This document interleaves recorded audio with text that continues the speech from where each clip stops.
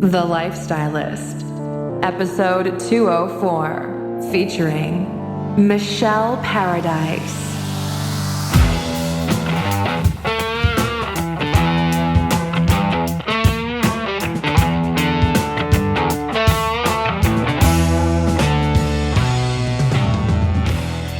I'm Luke Story. For the past 22 years, I've been relentlessly committed to my deepest passion, designing the ultimate lifestyle based on the most powerful principles of spirituality, health, psychology, and personal development. The Lifestylist podcast is a show dedicated to sharing my discoveries and the experts behind them with you.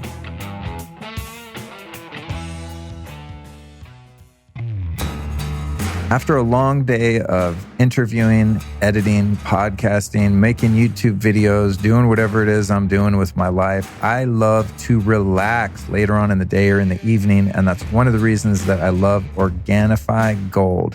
This stuff is truly gold. It's got cinnamon, ginger, lemon balm, medicinal mushrooms, coconut milk, and more than anything, a super big serving of turmeric.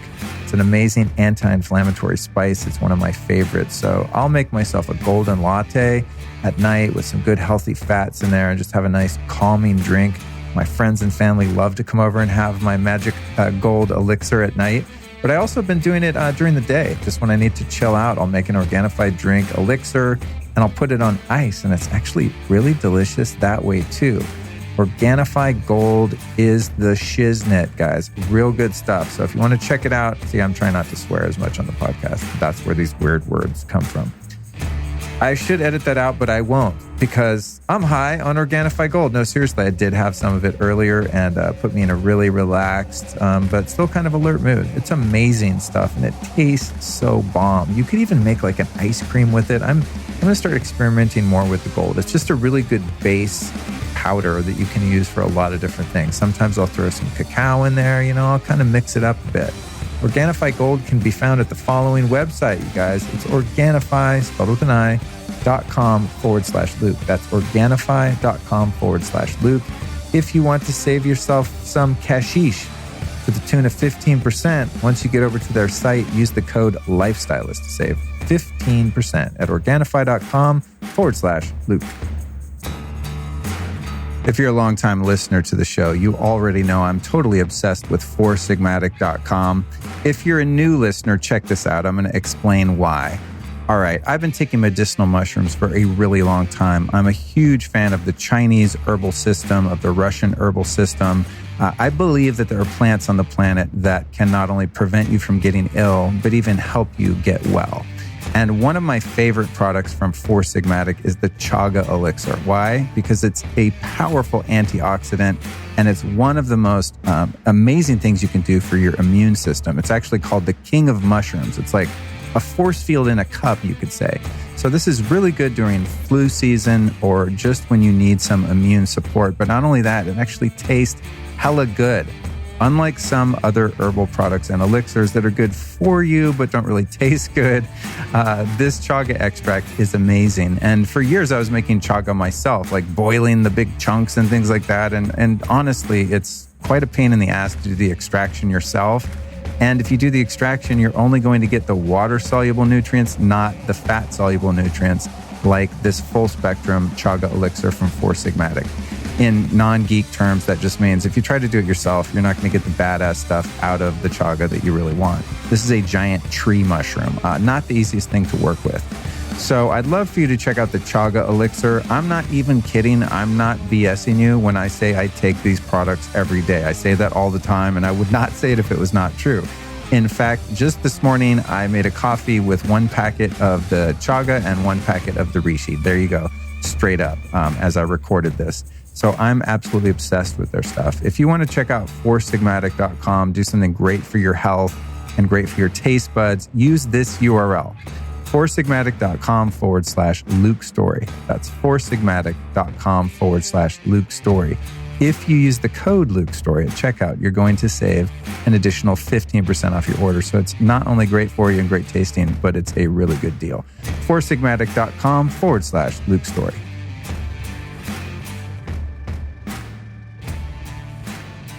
Do you keep falling into the same patterns in your relationship? Feel like you keep dating the same person, even if they have a different name and face than the last one? Are you struggling to find your voice in intimate situations? Do you feel stuck? Do you feel awkward? Do you feel weird? Do you keep picking the wrong damn people to be in relationship with? Well, today our second-time guest, Michele Paradise, returns to teach us about the science of our relationships and why we need to migrate to certain romantic partnerships and what it is in our subconscious that causes the feelings and patterns that keep both men and women stuck. Michele's a practitioner of NLP, Neuro-linguistic Programming. And if you're not familiar, NLP is for personal development, communication, and psychotherapy.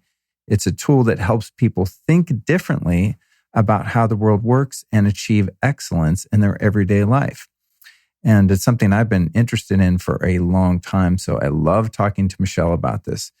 Now, you might wonder what NLP has to do with relationships, but I want to let you know that language is one of the most important aspects of our relationships. And when we better understand the science behind it, we have a lot more power to make our voice heard and understood. So we get stuck in these patterns because we're all products of romanticism, not reason and logic. And that's where the science comes in. So Michele's going to teach us how she helps her client find their voices in consciously choosing their partners and finding how to communicate effectively. Here's what we talk about in this episode. What's been going on since we last spoke to Michele in episode 79 and 80, which is a lot. She's had some very cool discoveries during that time. We talk about what it's like to get in bed with Michele Paradise, the dilemma with technology and true intimate communication, the shadow side of our parents being role models for our partnerships, hypnotic loops that we get lost in that serve no purpose, how opening your heart with Kundalini Yoga can help you create new patterns, conscious coupling versus trauma bonding, overcoming the sexual shame that men and women often experience, accenting words in normal conversations and covert hypnosis, sex being in the mind and not in the body, the value of opening yourself up to explore deeper sexuality with your partner, working through trauma loops and triggers from past experiences in your new relationships. And then we talk about havening and role havening, which is a modality that Michele uses that I really love. I've done many sessions with her. And then finally, we wrap up discussing the difference between a similar modality called EMDR and havening. So if you're someone that is in a crappy relationship and you want to fix it because it's worth saving, or if you're someone that's out of a relationship and you're afraid to get back in one because you always do it wrong, this is going to be a great episode with you. A little about Michele before we start this show.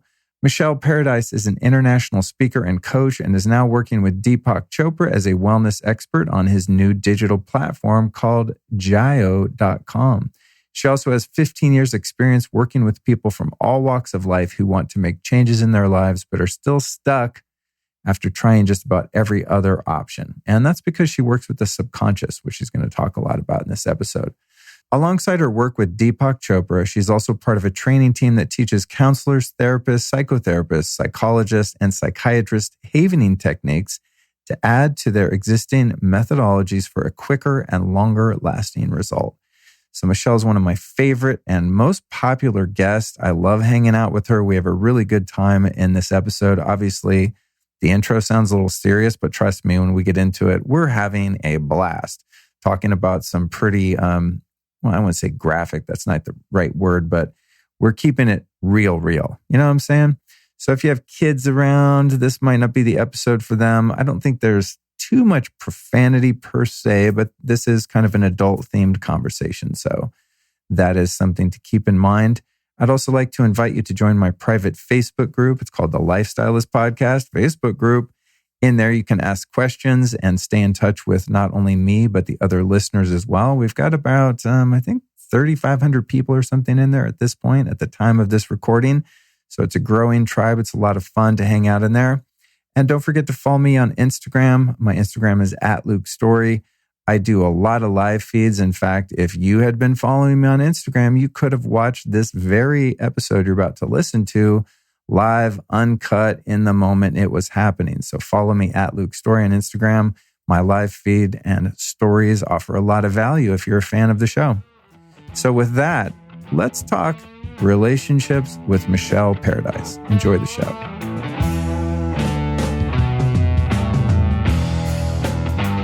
Michele Paradise, welcome back to the Lifestylist Podcast. I love being here. It's exciting to see you. It's great to see you. It's such, sort of divine timing that you reached out to me and said, hey, I'm going to be in LA for a minute. I'm on to some really exciting new stuff. It's around relationships and intimacy and things like that. And there was something you said in your email when you reached out, a couple of the talking points that you proposed. One of them was stop dating your mother or father. And I was like, we definitely got to record. Or falling in love with, whichever you choose. But yes, please stop. Yeah, so it's exciting to see you again, to have you in the studio. This might be one of the last recordings I'll be doing in this location. As I said, I've got a house I'm moving into in Laurel Canyon, so life's going to change quite a bit for me. As for the Lifestylist Podcast studio here, my hope is that in the new spot, I'll have a dedicated room that's not my living room, so I don't have to take the equipment up and down. I just leave it set up. That would be nice, wouldn't it? That's the dream. Okay, so first and foremost, last time you recorded, you were living here in LA. I was doing some work with you when you had your practice in Beverly Hills, and then you ran off to London, or where you had been living prior. Yeah. And so what's going on in your life right now? What are you super excited about professionally, personally? Okay, so as you and some of your listeners may know, I've been practicing for about 15 years now, seeing clients. Personal development coach would probably be the best way to describe me. And I specialized in trauma of late. That was one of my big things. Very exciting. Sorry, I'm one of the few people that gets excited about trauma. I get excited in fixing it. Yeah, so do I. And I love being part of the journey of doing that. However, in the past year, talk about divine intervention, I've been seeing a lot of couples. I've been sort of attracting couples for therapy, and I'm not your standard therapist, so I try different techniques and things, and the results have been amazing. They've really surprised me. So I thought, So then I went on a business accelerator course I've been doing in London for the past 9-10 months, and in fact, I'm going to be doing a podcast soon called In Bed with Paradise. Really? Yes. Oh, cool. But it's not sexual. I know people may think that, but it's because I'm going to use my surname because I've been told to do that. It's a good hook. But if we can digress for a second, I've noticed that when I was a parent, which I still am, but when my kids were little, someone once said to me a great piece of advice. They said, if you've got something difficult to talk to your children about, get in the car and drive. And you're both looking forward. You don't make eye contact, and it really does help people to open up, especially kids, Noted. Isn't that good? Yeah. Personal note here. Luke, do it in the car. That's do it in the car, and hold that thought, but that's interesting you mentioned that because I've actually had a couple situations recently where I felt as though I wanted to communicate something. Nothing, too heavy, but just like, hey, there's, energetically, there's a little disturbance in the force, and I'd like to talk about it and clear it up. And I actually had the thought, well, we're about to drive somewhere. We could talk about it on the drive. And I had I had the thought, no, don't do that because then you can't be fully engaged and attentive and have eye contact. Sometimes you don't need it. Okay, you don't want it. Okay, I like it. And I wouldn't suggest to do it about something really that's going to light you up because you're driving. Sure. But it's just a great, gentle way. It's non-confrontational. So I did it with my kids, and then I started thinking, it's something. I don't know about you, but some of my best conversations with my partner was lying in bed. Just lying in bed, like staring at the ceiling, maybe having read the papers, put them down, having a cup of tea, coffee, whatever. And then you're just lying there and you're talking and you're looking at the ceiling. And again, you're not making eye contact. And I find that a person seems to open up more. They're more vulnerable. They're more transparent. So there was this in London many years ago. There was this young woman. I don't know if you know Bob Geldof, but he was married to this woman. Of course. And she I've probably seen Pink Floyd The Wall. I mean, I want to exaggerate and say 100 times. I've probably watched it in full 20 times as a kid. There you go. So you know whom I speak. Yeah, for he sure. was married to Polly Yates, who's unfortunately no longer with us. But she did this. She would interview people in bed for this TV show, this breakfast show. And there's just something about being in bed that people either get a little uncomfortable or a little more vulnerable or a little bit more open. And I thought, what a good idea. So my podcast will be either from their bed, hopefully, or my bed, or maybe we'll get a hotel and do it. But it's going to be from I bed. love it. That's amazing. So that they it's going to switch things up a little bit. That's what I think. Oh my God, I love it. And we're going to talk about intimacy, loneliness, vulnerability, things like that. That's amazing. In the realm of podcasting, in terms of the trend of people starting a podcast, of course, having one, I get a lot of people, hey, I love your podcast, I'm starting one. Yeah. And I've watched that just grow and grow and grow. And I don't know how many tens of thousands of podcasts there are registered in iTunes now, but I've noticed that it's becoming a bit more saturated even since the 2.5 or so years that I did it. Yeah. So I love that you're finding a way to differentiate. A hook. Yeah, yeah. You gotta have a hook, Well, right? It's great. And it's not like just a marketing ploy hook. It's a hook where you're going to bring out different aspects of guest humanity based on changing the setting and the mood. So I like that. It's cool. I'm picturing John and Yoko in bed, that one famous photo. Me sitting at the end with the microphone. Yeah. There's got to be some way you could like tie in that iconic photo with your podcast cover. I'm going to Photoshop that one. Yeah. So that's cool. Thanks for the tip. And I'm writing a book. So that's cool. The journey I'm on at the moment.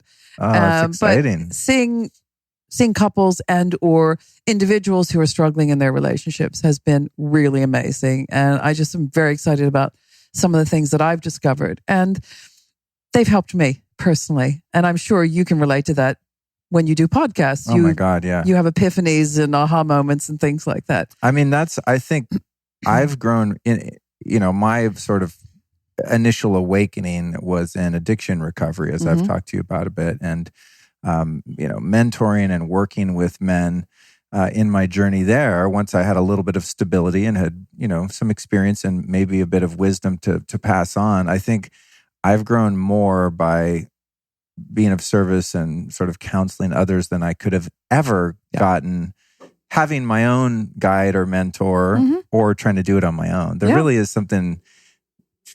There is something magical that happens when you are witness and a participant in someone else's evolution. And that's what I would like this podcast that I'm about to do be. I want to hear people's stories of how they've dealt with, because this is probably a great starting point. There's a statistic out there at the moment that we are suffering. 48% of the population are suffering, and it is suffering from loneliness. And that is also within relationships. It's not exclusive to just single people. Yeah, I just immediately pictured single people. No. I think the worst loneliness is within a relationship. Personally, I think what I've experienced, that is the worst. Because the external world has a perception that everything is okay or you're coupled, right? And therefore, what are you complaining about? But it can be the loneliest place in the world to be lonely within a relationship. And these are the people I've been seeing. So that was a starting point for me. Also, there's a statistic at the moment that suicide has gone up 25% since the 1990s. And we have more therapies and therapists than we've ever had. So what are we missing? This is my question. These are the kind of things that interest me. My answer is very simple, because everything I'm going to say today is not profound in any way. It's very practical, I hope, and very relatable. And that is that we, unlike any other species on this planet, have the ability to communicate and connect. And I don't think we're using it. I really don't think we're using it. Amen. Oh my God. It's crazy too, because as you say, we have more help available than I would say, probably any time in human history, right? We also have the ability to connect with technology in ways that we've never had before. And I think there's less stigma around mental health issues and issues having to do with loneliness and, the inherent addictions and compulsions and neuroses that come along with that than ever before. It's like I talk about things on my podcast all the time, just on a personal level. And afterward I go, did I just really say that out loud? That's what I love about your podcast. And there's no repercussions. All I get is positive affirmations back from listeners going, hey, oh my God, thank you so much for having the courage to speak out about this or that. Now I feel like it's safe for me to come out and talk about these things. So it is very interesting that at this point we have the resources available to us to be more connected, yet here we are feeling more disconnected. Yes, and I don't want to put down technology because I use it. I love it. However, a cell phone a mobile phone can bring us absolutely closer to somebody 3,000 miles away from us and further away from the person sitting in front of us. And that, right. That's interesting. that is a double-edged sword. part of the problem, isn't it? Right. I'm picturing like a couple at dinner at lunch sitting there on their phones, ignoring each other, right? Instagramming their food. Yeah. Yeah. I make a Doing point to selfies. always, like, I don't have, I don't carry a purse. I do kind of have a purse that I carry Right. sometimes, but I don't typically bring it into a restaurant. But I really make a point to turn my phone off, airplane, set it far away so I'm not even tempted to have that interrupt. And what a compliment that is to that person that you're with. Well, and it shouldn't be a compliment, but it is nowadays. Yeah, isn't and it? I only hang out with people that I really, really want to be with. Exactly. So, yeah, and I agree. Otherwise, I'll just go play with my phone by myself and be perfectly content, But you're right. I see beautiful young couples in a restaurant where they're dropping a couple $100 for a meal. And I don't know if they've even enjoyed the meal. They certainly haven't communicated with each other. And it's over and they're gone. But they've got some great Instagram photos and some great selfies. Right. I mean, I just don't get that. Call me old fashioned, but I just don't get that. Because I know that my life is greatly enhanced by the communication and connection I have with other people. And, referring to my last podcast, I went on a lot about communication and how it breaks down physiology 55%, tonality 38%, and words are only 7%. So a text message is pretty useless when you're talking about communication. At least pick up the phone. Then you got 45% communication.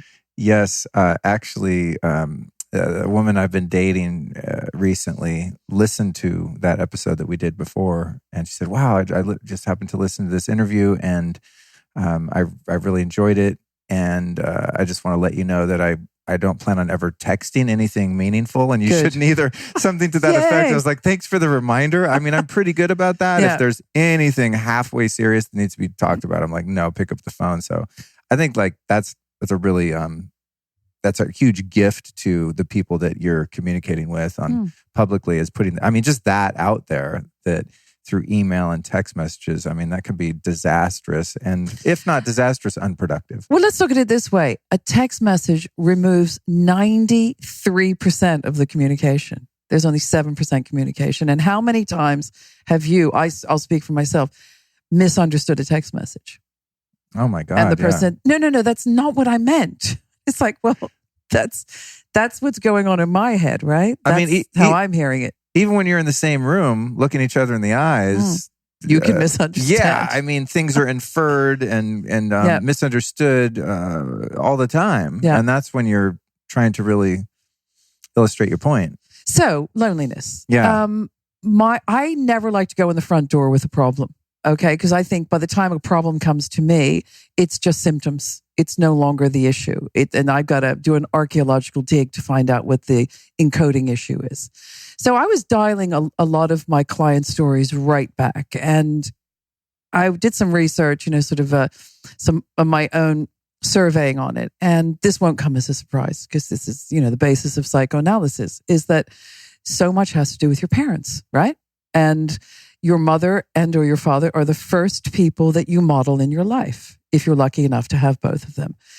And the brain, and this is based on neuroscience and various other research things, that we always move towards familiarity. And if you listen to the word familiarity, it has the word familial in it, which is family, right?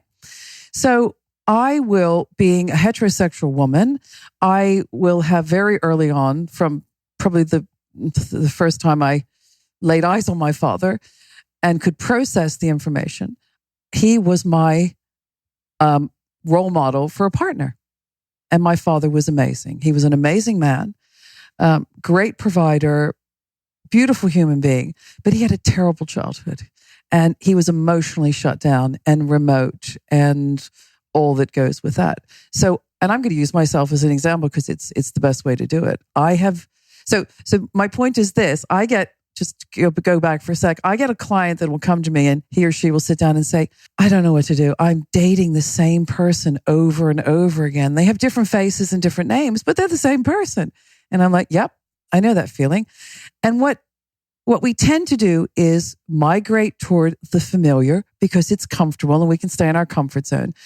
And this may sound extraordinary, but the more suffering attached to it, the more we tend to migrate to it because it's tied up in, it's an emotion. It's a very strong emotion. And there's frustration and disappointment and abandonment and all those other things that a lot of children suffer from. And I'm sure this won't come as a surprise to you because you've heard a lot of people talk about it and you've had your own experiences. So what I did for years is dated my father. And I remember on my wedding night, my brother, he's slightly older than me, he came up to me and he said, you know, you married your father. Are you serious? Yeah. And I was like, oh, damn.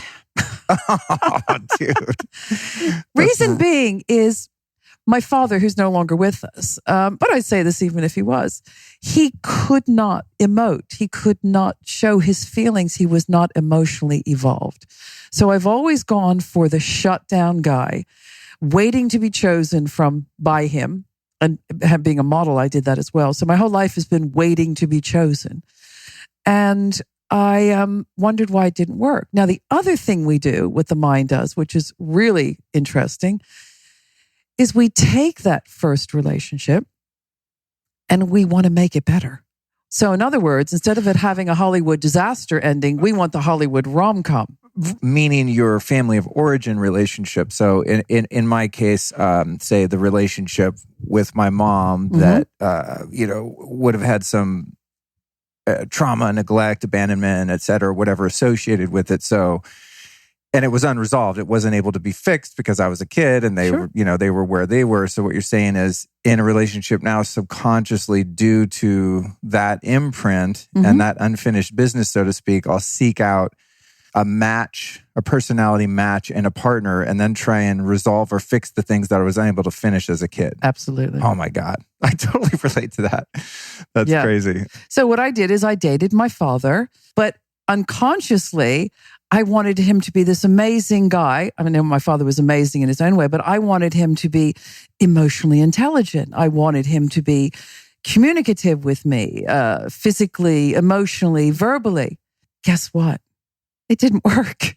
Right. It just didn't work. And then isn't that also added stress to the relationship and a barrier to intimacy when you have a fixer-upper? Yeah. Where you're like, they're close. If I could just get this to change and that to change. And I'm not even one of those women that goes in to change a man because there are some women and some men that do the same thing. They go, well, I don't like that and that, but I'm going to change her. I'm going to change him. It'll be fine. Just leave it with me. I'll do it. I never do that because I don't believe in that. And I think I don't hook up with a person in a relationship to be their mother or their therapist. They've got one of those, maybe both of those. So I'm not going into that space and that's not why I'm doing it.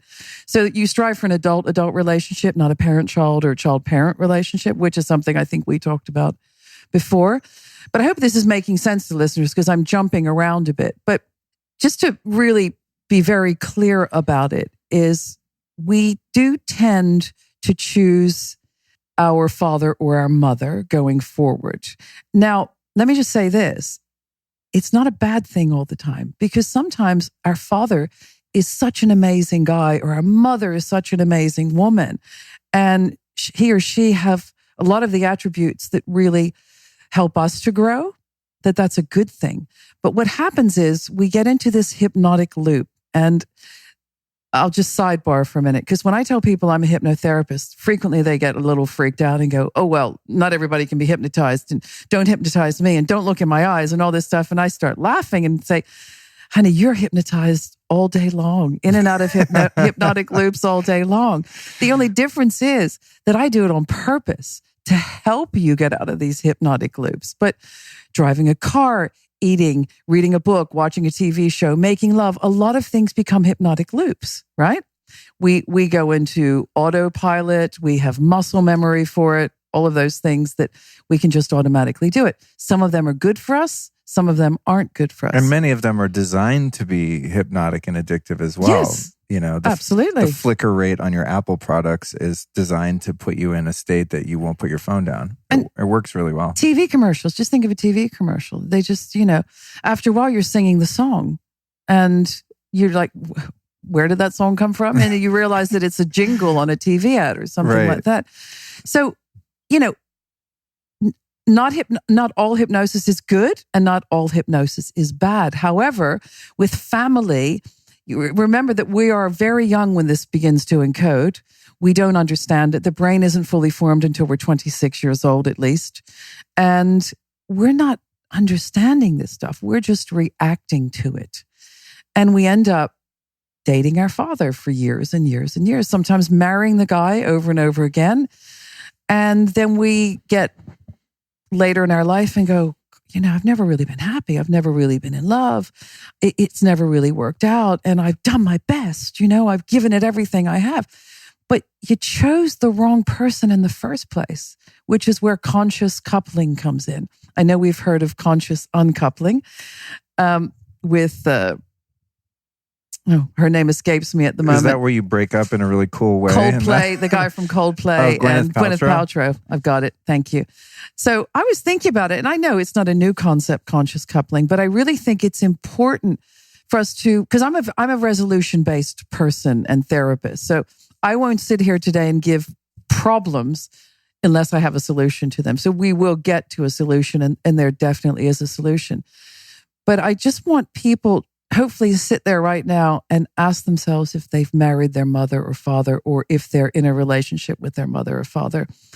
And that's not a bad thing. It's what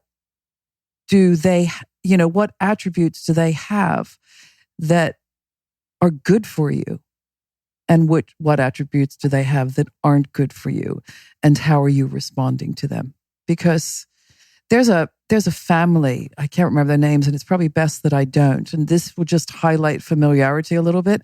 I think they had 13 children. They've recently been arrested for, seriously abusing these kids.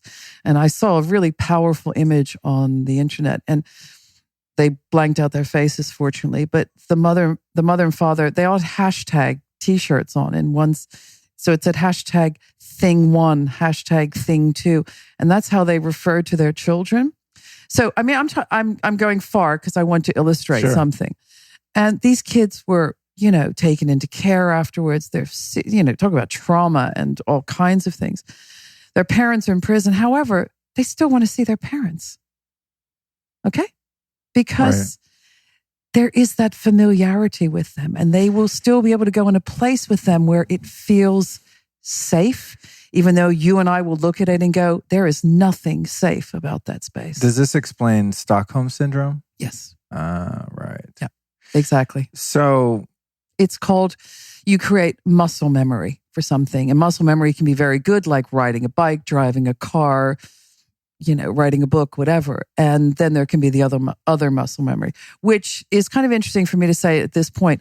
I then had no muscle memory for really nice men who were emotionally evolved and very open, and not putting my father down. I'm just saying that that's what I really needed in my life. That was the bit I needed to really grow me and to really help me understand what love is. And when I met those guys, I couldn't do it. I just had no muscle memory. So it's sort of like, imagine you knew two people and you said to both of them individually, you guys are perfect for each other. You really are perfect for each other. You've got you'd have such a connection. And so they go out, they have a coffee, and they come back, and, you say to one of them, so how did it go? And it's like, wow, he's amazing. Absolutely amazing. You're right. He's got everything I need, but I just didn't feel it. I just didn't get it. It just didn't work for me. That was me. Because it didn't have that familiarity. He didn't stimulate the suffering. Right. Oh God, that's so interesting. I'm having a relationship come to mind where if I always struggle with how to talk about things with grace and a degree of anonymity. I don't even think in terms of blame or judgment. It's just not the way that I operate. But I also, you never know who could be listening to your show. Just say it, Luke. Just say Yeah, right. Thank you. Well, we were talking you about have permission. We were talking about PC culture before, and I'm like, I find myself being afraid to hurt people's feelings, but it doesn't matter. So I met someone and had not intended to have any sort of meaningful long-term relationship with them because we didn't live in close proximity, right? So I was like, well, this isn't going to go anywhere, but we can just have fun and it's cool. And it was all on the up and up. And the minute I met this person, I felt this immediate sense of overwhelming comfort. I could totally be myself. I wasn't hypervigilant. I was super relaxed and fun and me. And in retrospect, part of that was due to the fact that I guess I didn't have anything to lose. I didn't feel threatened or afraid because I didn't really see a future in it for a number of reasons. There was sort of a lack of alignment. There was the proximity. And there were some other issues where I didn't consider it to be a potential for like a meaningful long-term relationship. But because I felt so comfortable and so at home, the relationship started to take on these higher degrees of intimacy and closeness. And I sort of started falling into this thing, and she started falling in. And next thing you know, I have a relationship that's causing both parties a lot of discomfort and pain and bringing up all of this formerly hidden trauma and triggers. And I'm just feeling totally insane. You know? And couldn't, to the point where I couldn't fix the insanity or figure it out. And I had to extricate myself after a number of months. But after processing that experience, which had some amazing points to it and was beautiful, and there was closeness and intimacy and love and all of that, but there was also a lot of very painful experiences. But I saw so many parallels to my mom. Like she had so many qualities of my mom, not necessarily my mom today in our relationship now, which is great, but as a kid, there were elements of dysfunction within that relationship and a degree of enmeshment and just all sorts of things going on there that in retrospect, I don't think were the healthiest in terms of that dynamic. So I'm seeing like, wow, I'm dating my mom here. And the question I have for you is, having some experience with that, I'm sure it's happened before if I were to kind of inventory and dig at past experiences. But I think that for me, because I just thought, I just felt, wow, this is exciting. That's it? This feels so comfortable. This feels so good. It's so free. And I just kind of like threw caution to the wind and just went, you know what? This is totally insane, but I'm just going to go for it. And I really opened my heart and made an attempt at making this thing work that had so many things going against it, the things that I just mentioned. And I think what I have been able to patch together is that I believe if I had not been physically intimate so fast, I mean, and this happened like probably within 3 hours of meeting this person. That's pretty fast. Yeah. Some people it's 3 dates, or 3 months. Yeah, 3 months I think as my thing now. I'm really happy with that. See the how way it worked out. You evolved. I have evolved. I've gone from 3 hours to 3 months. Fucking A, Luke. I think you get a prize for that. Well, and I have to say that the results that I'm getting as a result of being a bit more prudent, having a little more discernment and honoring the other person's space and where they're at and my own, and trying to find a compromise and kind of a happy medium there with who wants to move how fast and all that. But in this situation, as I said, I didn't really think anything was going to come of it. So I just was like, this is fun. This feels amazing. I just went full on super fast.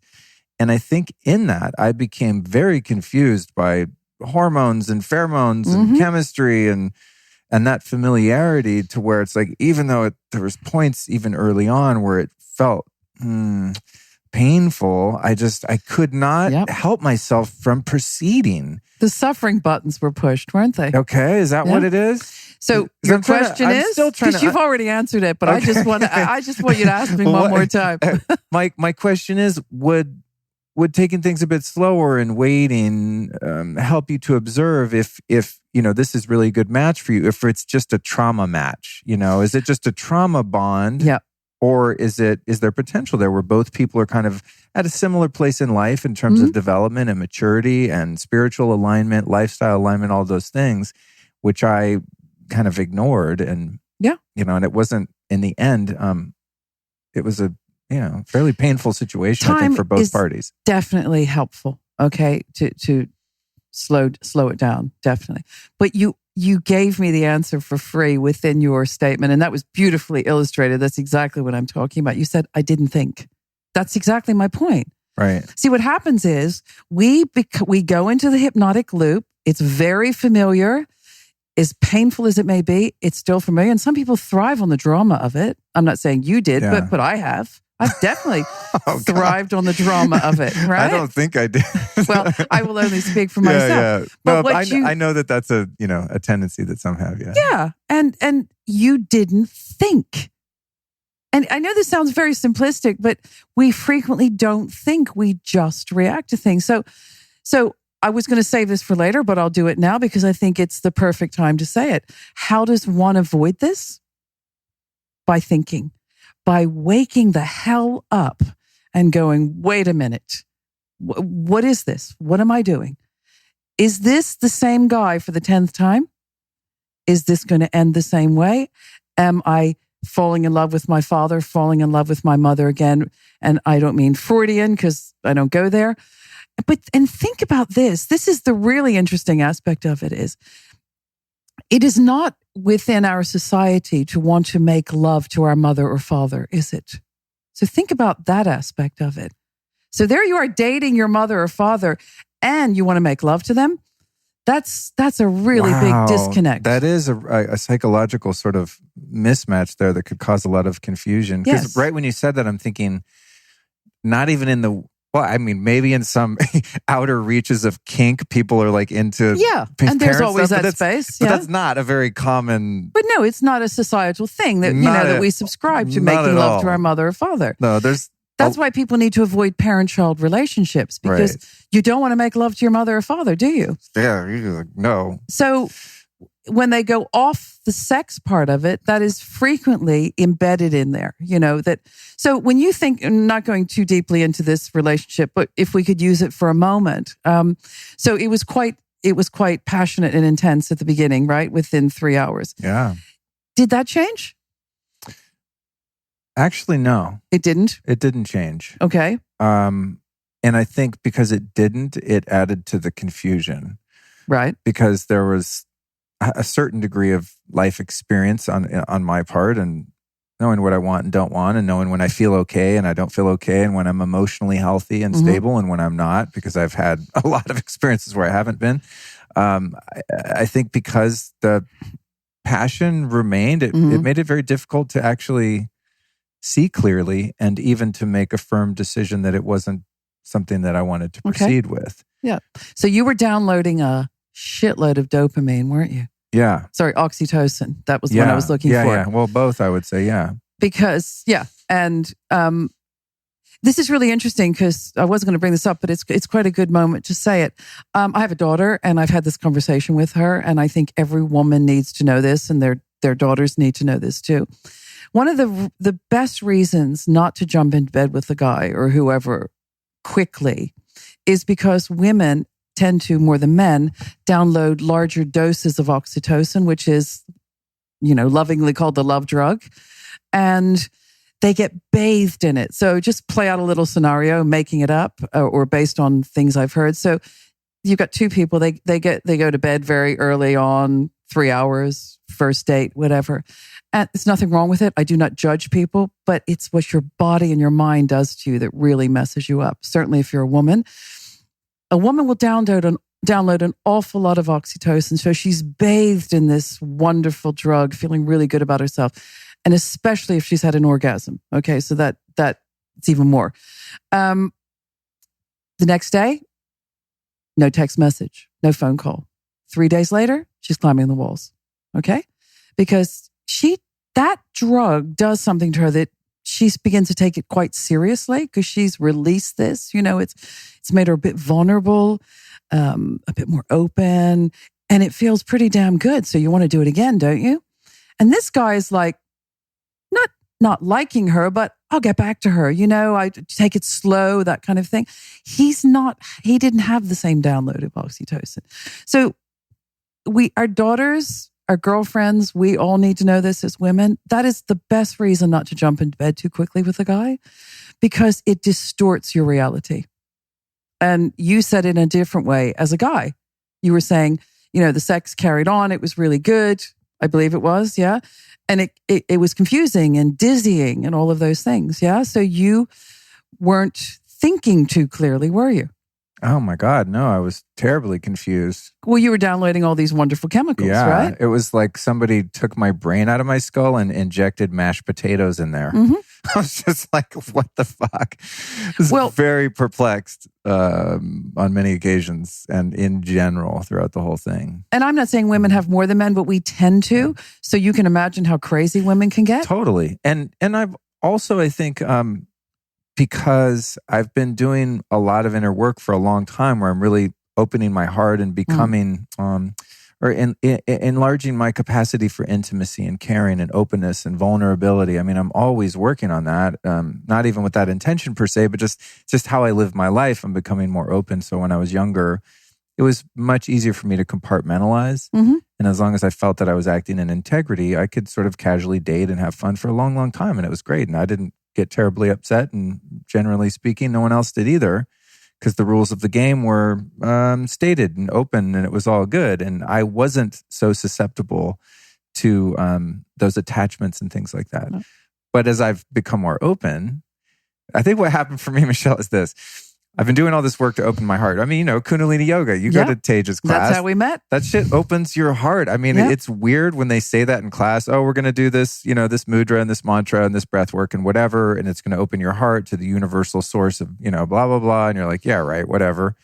But then you do it for a few years and that's actually what ends up happening. Yeah. But I think what happened for me was that my capacity for intimacy and love, to give that, to receive that, just kept growing and growing and growing. But I didn't have a new framework or model by which to intelligently build a relationship. So I attempted to kind of use my old model, which is like, hey, it feels good, just whatever, 3 hours, great, it feels good, who cares? Absolutely, comfort zone. Don't overthink it. But then here I am, I'm Mr. open heart now and super vulnerable and can't compartmentalize anymore.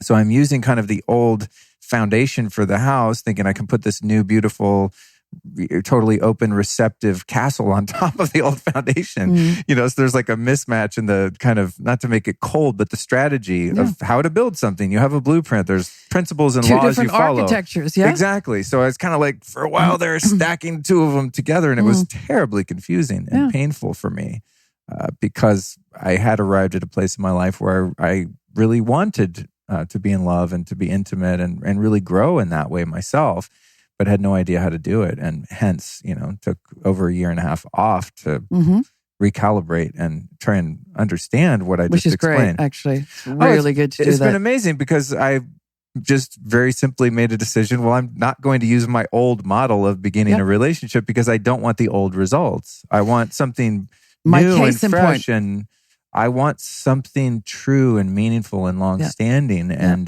the methods by which I started relationships for the first half of my life, or however long that was, since 1986, technically, didn't have the formula for that. They had the formula for having fun, and as long as it lasts, and then the wheels fall off, and you both go your separate ways and try it again with someone else, kind of thing. Now, I don't know if you can relate to this, but and you've just again illustrated beautifully my point. I'm supposed to be interviewing you, and then I always find myself rambling on and answering my own questions. But this is great for your listeners because.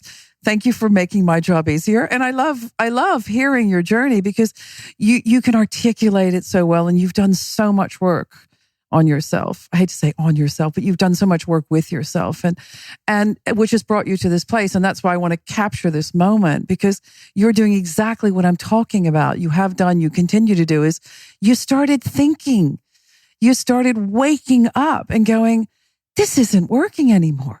I'm dating the same person or whatever. I'm doing the same thing over and over and over again. Einstein said it.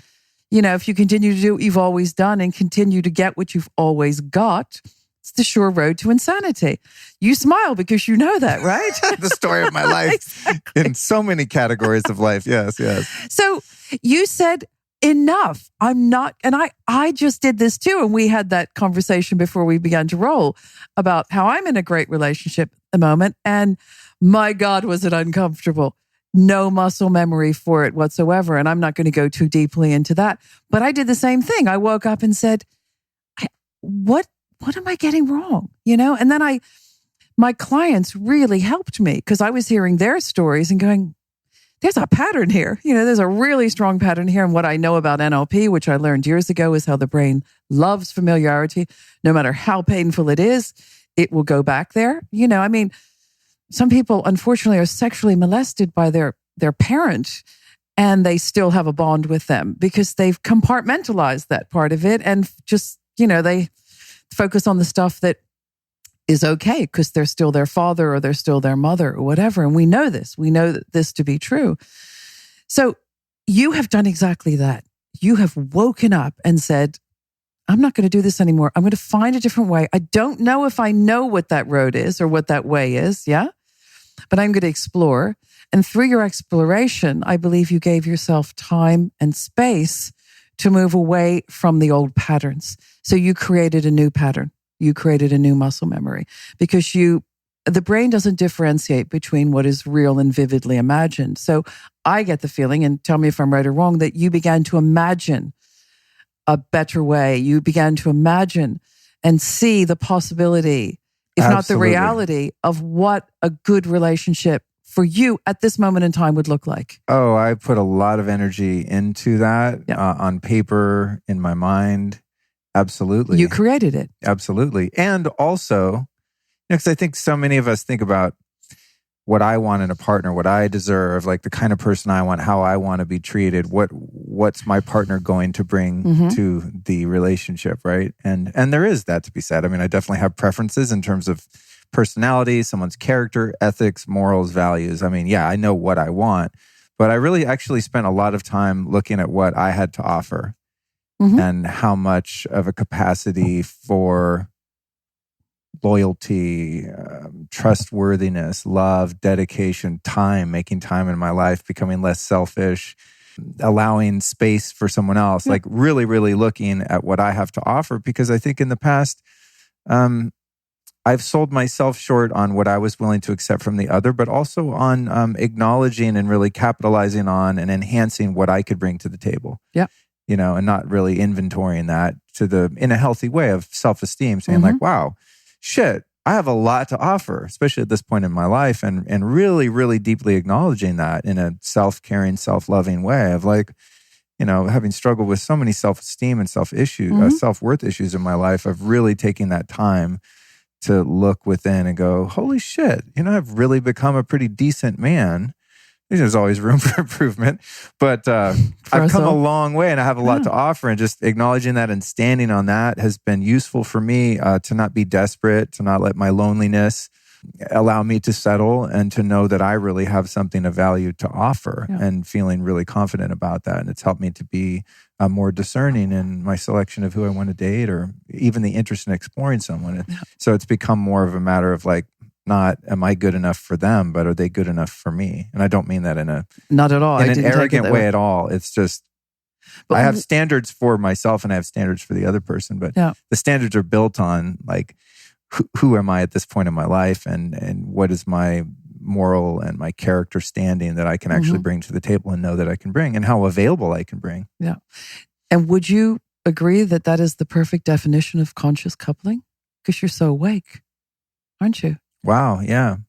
Here's the question I have for you. Okay, I've been talking way too much. Sorry, audience.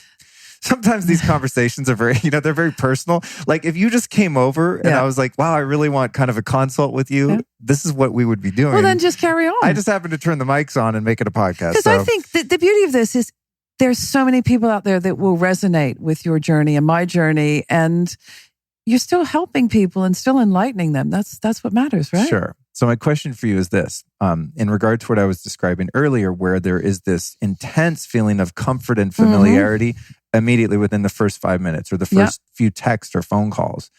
And I've experienced that on a few occasions, but specifically in the one I was describing earlier, where it's just like, oh my God, I can just totally be myself. And that's so freeing to not be hyper vigilant and be worried if the other person is going to like you or accept you if you really allow your full self and personality to be revealed. And in the current relationship, which I'm exploring, I have not felt that relaxed a lot of the time. Exactly. It feels foreign. Exactly. Because you don't have the muscle memory for it. That's my point. But I literally can't I can't find anything wrong with, I'm experiencing the same thing. No matter how hard, those fears of intimacy or being hurt or abandoned or whatever. I mean, I acknowledge those are there, but like there's literally no logical reason to not feel totally safe and comfortable, because I believe that I'm exploring with someone who is very trustworthy and very conscious and on a level where there's nothing to worry about in that way, but I find myself feeling sort of nervous and hypervigilant. Might be overstating it, but I definitely don't feel like, I can just be whatever. No. Like I'm kind of on my best behavior. And I think this is great. if something goes a little awry in a communication, I get pretty kind of upset, and I feel ill at ease as a result of any little conflict. I'm like, God, when am I just going to be able to relax? So when you're not following that dysfunctional pattern, and you're, not a right or wrong, it's kind of not a duality thing, but let's just say you're doing something new and you're really consciously relating, as you said, is it normal that you will feel uncomfortable at times? Totally. This is why I'm so excited to hear this. Okay. This is exactly right. Okay. And I'm lit up about it because I'm doing the same thing in a relationship that I'm in. I hope he's not listening. There have been times that I've been lying in bed going, I got to get out of here. I just can't do this. And then I stop myself because I go into this crazy place, which I'm sure we all can relate to the crazy place. And I go, but there's nothing wrong. Right. Everything's great. What is your problem? And I have pinpointed it. And it's what I said earlier. I don't have the muscle memory for it. I don't have that comfort zone yet. And that's the word, yet. I am creating it. I am building it, and I'm allowing it. Because like you, I have decided to open my heart, whatever that means. Bring it on. Hallelujah, sister. And Kundalini has certainly helped me do that after 3 years of practicing that. And I was like, I get it now.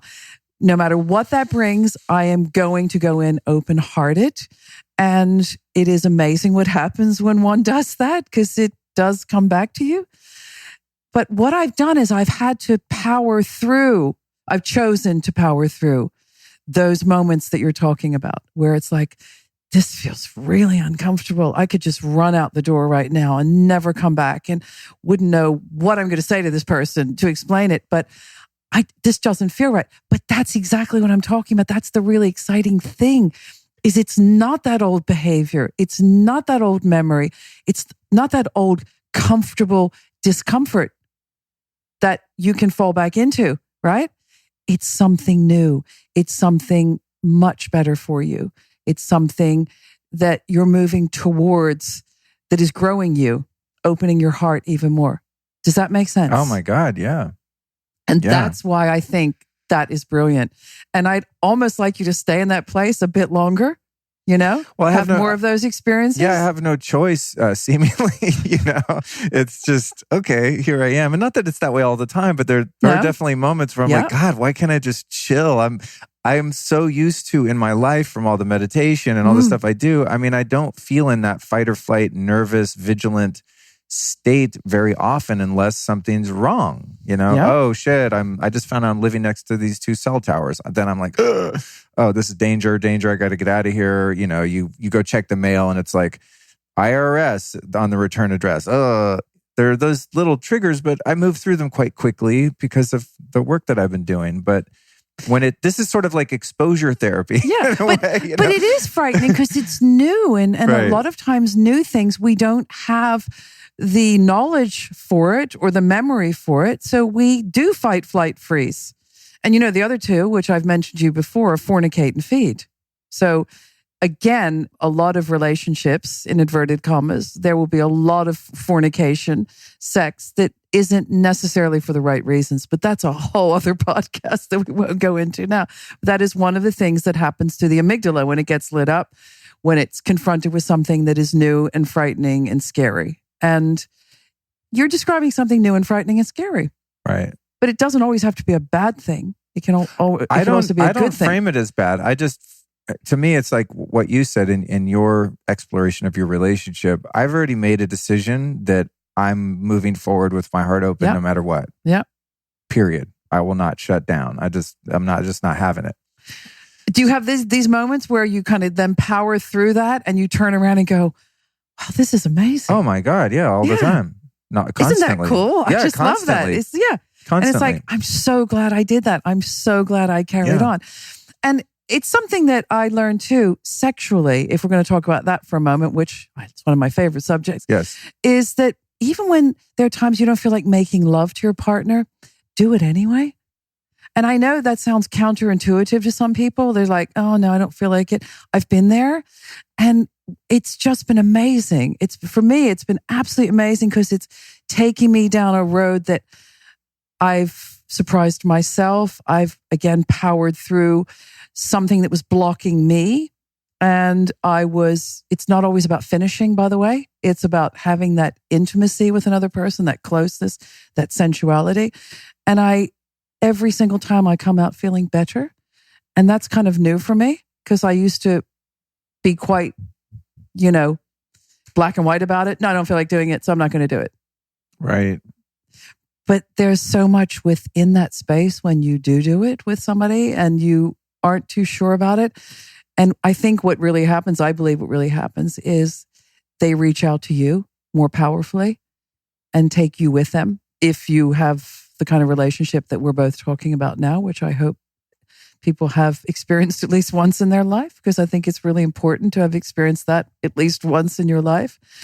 But it brings me to a really good topic that I would like to talk about today. You mentioned it in the beginning about finding our voice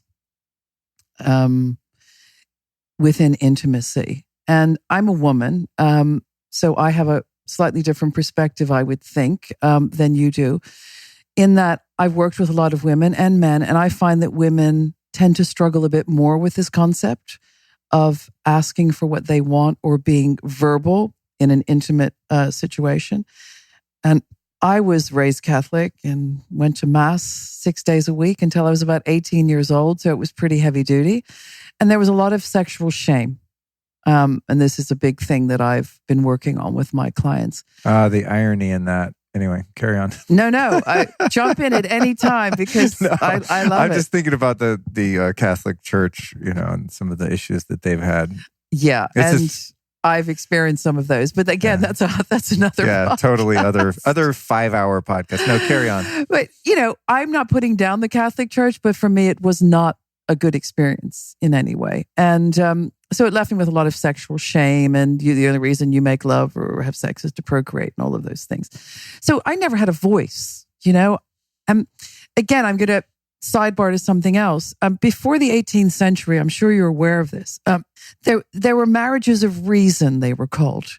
And marriages of reason were things like, I want you to marry my daughter because you have 2 pigs and a cow, and she's going to have a good life because, you have prosperity, you will become more wealthy and you will give her a good life, or dowries and things like that. It wasn't until the 18th century where we came up with this concept of romanticism. It's fairly new, actually. Really? Yes. Oh, wow. And it comes from sort of European poets, writing these beautiful sonnets, poems about love and how it lights up my heart and all of this. You and I are products of romanticism, not of marriages of reason, because we don't live in that society. We don't live in arranged marriage societies, which still exist, of course. And They can be based on how many animals a person has and things like that.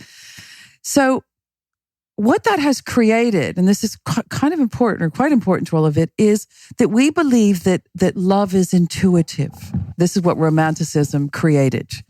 It's all about intuition, feeling it, just sensing it, which I know to believe is where the term chemistry comes from. We had chemistry. We didn't have chemistry. I felt it with that person. I didn't feel it with that person. Now, I don't think either. I think those are polar opposites, by the way. They're on the opposite ends of the spectrum.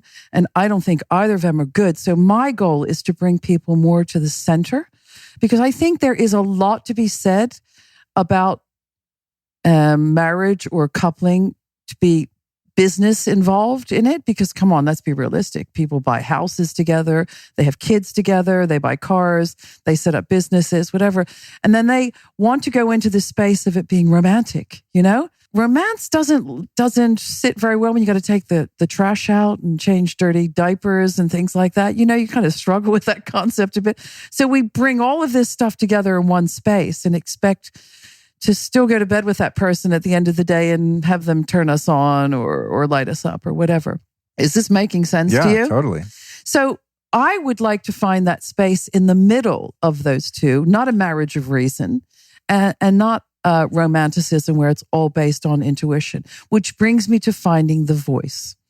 So I and many people that I've interviewed will tell me when I finally get them to admit to it is they don't speak in bed. They don't speak when they're making love, not necessarily in bed, when they are really intimate with another person, which kind of blows my mind because you are so close. So you are sometimes penetrating the other person and you can't speak to them. You can't. Now, I'm not saying it's not always about talking dirty to them or doing, asking what they want for dinner or whatever.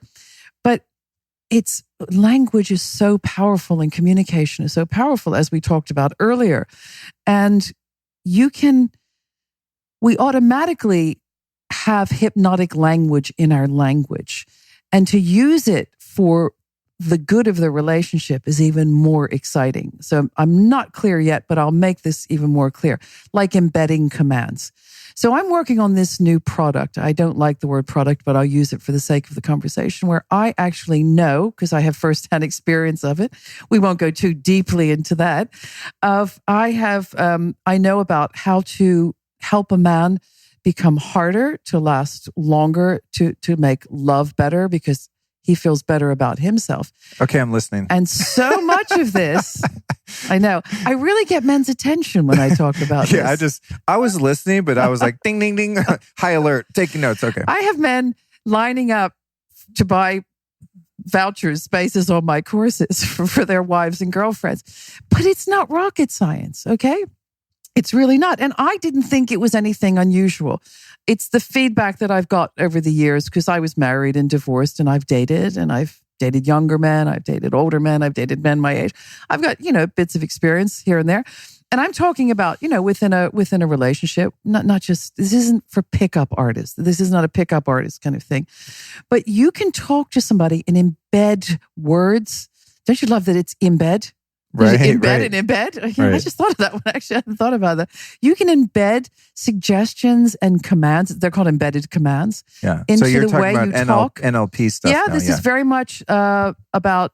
See, NLP is very much linked to hypnosis. They're sort of bed buddies. I'm going to use lots of these terms now, and it's the way you talk to people that you can get them to think about things differently. And some people think it's quite manipulative, but I never go into the negative space with it. I always go into the positive space with it. So I don't see it as manipulation. Well, it depends on your intention. I mean, you go to a Tony Robbins event, he's using NLP on you the whole time, but it's an for embedded commands. It's for your benefit. He wants to sell you some more shit, at the end of the course or whatever. But yeah. Well, Tony and I were trained by the same man, Dr. Richard Bandler, who co-created NLP. Those two, John Grinder and Dr. Richard Bandler. So we around similar times were trained by the same guy. Please use NLP on me. I need to be coerced into helping myself. So I think if the intention is pure, which in the context of what you're talking about now, it's to have more sexual fulfillment, intimacy, love, longevity. So yeah. So I'll use a couple that I've had recently as an example, just very briefly, but it's quite an intense one. They both cheated on each other. She cheated first with a younger man. I'm just setting this up a little bit because it went quite deep. And he found out about it. So he cheated on her with a younger woman. And this carried on. They have kids. So I always come in as the voice of the children because the children don't have a voice in a situation like this. So I say to couples, I say, I will continue to be the voice of your children because they need to have a voice in this. And they know what's going on. I know a lot of people out there, just FYI, think their kids know nothing and they're hiding all this stuff from them. Don't delude yourself. My kids knew more than I did about my marriage problems, and they sense it. They just pick up on these things. Anyway, another podcast. So we have this young couple, 2 young kids, professional, doing really well. And she is like, the marriage is a car crash. And she knows it. She knows she started it, and she's now wanting to get back with him, but he can't get it up. She discovers Viagra in his bedside table. None have been used. So she kind of thinks, oh, well, that's okay. At least he's not messing around with somebody else. Whatever. Lots of mind reading going on here, which is, by the way, very dangerous. No one's really trained to mind read well. So I would step away from that.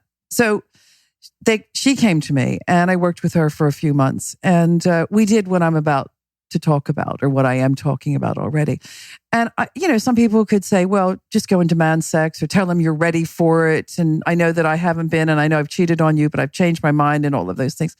No, I don't believe in going through the front door. I think you go through the side door or the back door and you get a much better result. So I got them, this is not profound, but I got them to start dating again, going out once a week. And they couldn't talk about their children. They couldn't talk about financial problems or anything. It was to reconnect with each other as if they've just met and to remember the reasons why they fell in love with each other. And they dressed up. 1 week he chose where to go. 1 week she chose where to go. They couldn't sit and look forward. So this is the time you don't sit and look forward. No theater, no movies, none of that stuff. Just them, no other people, no other friends at the table. And to change their language. So I was only working with her. So I got her to change her language and to just start dropping words into the conversation. And again, it's not rocket science. It was words like deep and soft and orgasmic. This food is orgasmic. Where focus goes, energy flows, right? So she was getting this man to gently focus on these lovely things that we do in sex, that we do when we make love. But they didn't make love.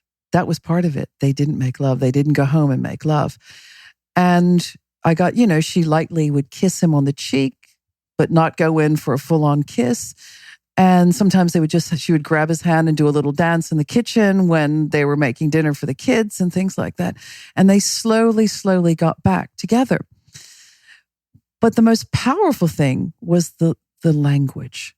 And she began to understand how to use it. So from that, well, the good news is they're back together. And this is not boasting about me. This is, I just assist people on their journey and they commit to it or not. And she said, we're like two peas in a pod now and it's really great. And he's thrown the Viagra away and he's got a heart on and, everybody's happy. Because remember, it's a win-win situation. It's not just for him. He feels really good about himself. And this is what I would like women to really think about, because we have this incredible ability to do this for a man. It comes from a place of love. It comes from a place of compassion. And it's about, wouldn't it be great if we could make our partner harder and last longer just by the way we talk to him and putting ideas in his head? So I see it as a three-pronged thing. And it's not just within marriage. It's within any relationship. You do it outside of the bedroom. You do it sort of as a matter of course through the day or when you're on a date with that person or whatever. Driving in the car, you just say things and it's conscious. You need to think about it. And I on my course, I will get more deeply into this, forgive the pun, but it's really tailored to the needs of the couple. So I can't sit here and give you blanket statements for everybody. Sure. But as I'm saying this, I'm sure people are thinking about what they could say to their partner. So it's in a non-physical setting, you start doing it. It's great in foreplay, fantastic in foreplay. And you really literally pump the guy up, by what you say to him and how amazing he is and how he makes you feel. And he will begin to respond physically. This much I know. And then you do it also within the act of making love. And the whisper is beautiful, isn't it? Somebody whispering in your ear. I mean, you're so close. I don't know about you, but I tingle when somebody whispers in my ear. I know I'm super sensitive. I've been told this. I don't have anything to compare it to. But it is such a beautiful way to build up. Again, build up.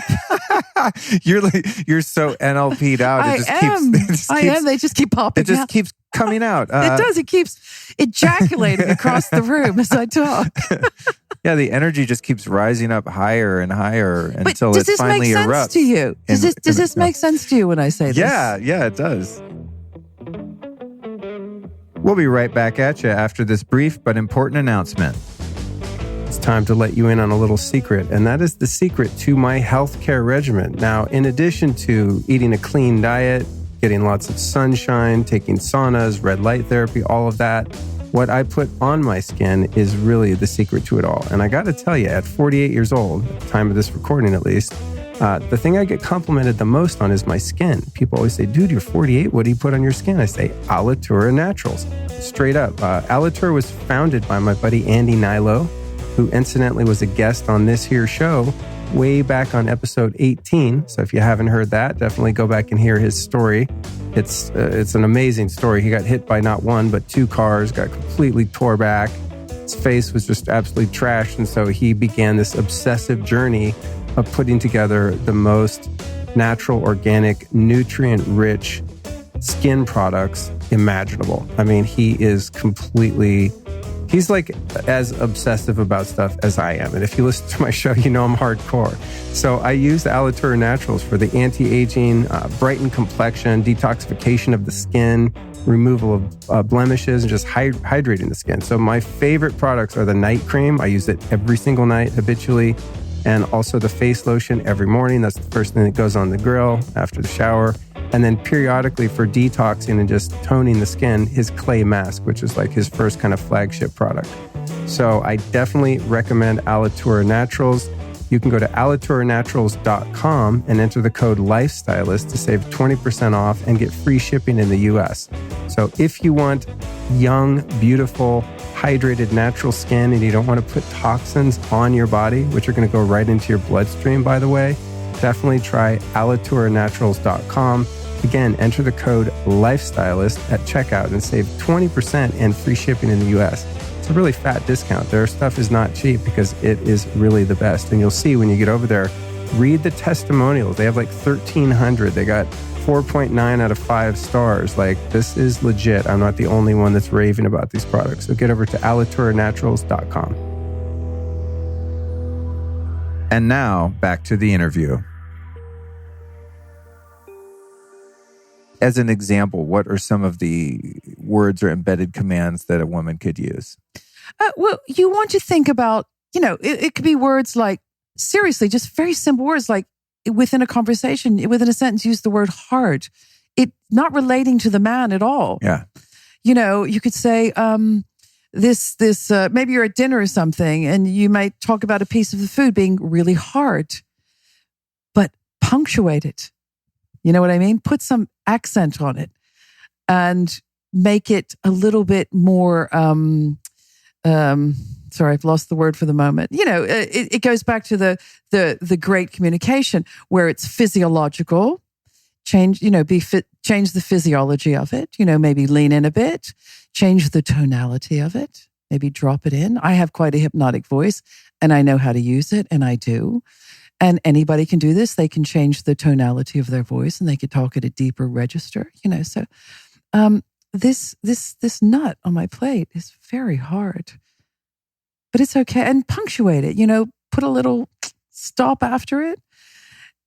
He might start to pick up some of these things and just say, really? Oh, I'm just having a bit of fun. I didn't realize I was saying those things. I believe in covert hypnosis. I really do. You could say things like soft, even, deep. You can use the word penetrate. You can use the word orgasm. I love food and I really have quite, with a nose like this, I have a great sense of smell and I have great taste buds. So I will go, this food is really orgasmic, and I'll make a motion with it and roll my eyes or something like that. And you're punctuating that. And then you move away from it. This is not meant to be obvious, okay? This is just the beginning of it. But it's conscious. It's about thinking again, because NLP, Dr. Richard Bandler explained to us, the definition of NLP is thinking on purpose. That's what it is. Because what we do in NLP is we use hypnosis to take people into a trance-like state to help them fix the things that aren't working for them. That's the beauty of you not thinking, you allowing yourself to go into this trance. But within that, we set up mindsets and strategies and behaviors so that you do think on purpose when you are awake and alert, which goes back to conscious coupling. That's why this is also beautifully intertwined, because this is how the brain works. This is what the brain loves. It loves familiarity. So look at your situation with your partner and go, is this familiarity toxic for me? or is it good for me? Right? Yeah, If absolutely. it's not good, I'm going to start thinking on purpose, right? I'm going to start making some decisions for myself that I don't mean to like kick them to the curb, throw them under the bus, whatever, but start making better decisions, even within that existing relationship. Okay. If they're pushing buttons that are old historical buttons that have a lot of suffering to them, you can find ways and strategies, which is the kind of thing I do with couples and single people as well, to avoid those pitfalls so that you don't go into that space again. So I'm not saying divorce your partner, give up on your current situation, but just wake up. Wake up and begin to consciously become aware of how you are coupled with this person. And then take it into the bedroom. Find your voice. There is no shame in asking for what you want. And this goes back to romance and intuition. We've fallen into this having a romantic relationship with the one, which really bothers me, by the way. Sorry, personal thing here, but I don't believe there is the one, okay? Love is a verb. It's not a noun. And we need to do things with that person. There's not just the one that comes into our life and they fall through the ceiling and that's it, we're done. They understand us, they forgive us everything. No, I don't believe that. So this again goes back to romantic love. And what we do is we fall into this, they should just get me. They should just know to move a little bit to the right. Ooh, that's it. Or a little bit to, no, that's not it. Say that to them. Really. Don't make people mind read in the bedroom. Oh, this is so good. What Yeah. you want them to do to give you an orgasm, and then be disappointed when you don't get it. And that to me makes no sense. Not the not talking. I don't get why people don't get that. Ask for what you want in a kind and generous way. Okay? Not so the guy or the woman feels like they failed. It's about helping them. You're helping them to give you a better result. And you're a guy, maybe you can verify this or not, but every single guy that I've spoken to about this concept will say to me, nothing turns me on more than being able to give my woman an orgasm. Oh, yeah. It's the ultimate. It is. It's like nirvana, right? And that said, it is also sort of deflating when you can't seem to get that done. And sometimes it is a matter of the woman not feeling comfortable to be able to communicate what she wants, or not feeling like you'll be receptive to that. And also, having had a couple of different partners now over the years, what turns one woman on doesn't necessarily do anything for the next one. I mean, absolutely. Each woman, and I'm sure men too, are each a completely unique flower, Mm-hmm.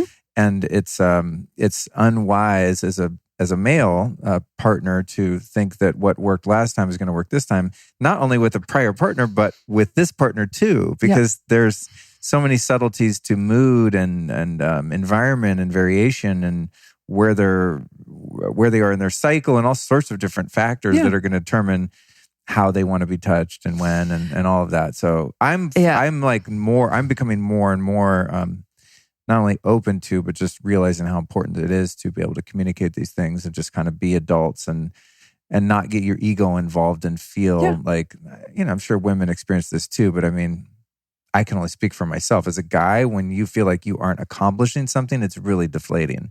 Yeah, that's my point. Yeah, if you're totally deflating in more ways Thank you. You're doing it now, and think how that affects you. There we go. Physically, yeah, but it's right? That's my point. I mean, it's actually a scientific fact that when a male-bodied person accomplishes something and succeeds, it builds their testosterone. Thank you. This is exactly where I'm going with this. Yeah. So if you're, especially in the context of a sexual encounter, and you're spinning out mentally because you feel like you're failing because there hasn't been ample, clear communication about what the person wants, or they are communicating and you're taking that as an insult that I'm doing it wrong, when they're just saying, hey, a little more to the left or whatever. Yeah. Help the guy out. Yeah. Yeah. Well, here's okay. Help the chick out, right? Yeah. So this is all good and healthy, and I can see how this is useful. What about in interactions where, everyone has their preferences? For me, I'm quite verbal typically in sex. Yeah, me too.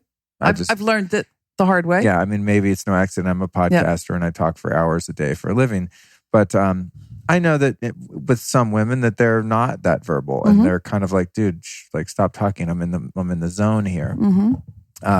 Or maybe, like a woman just might not be verbal at all. That's not what turns her on. She just wants to be quiet and just to have the experience and stay present with that.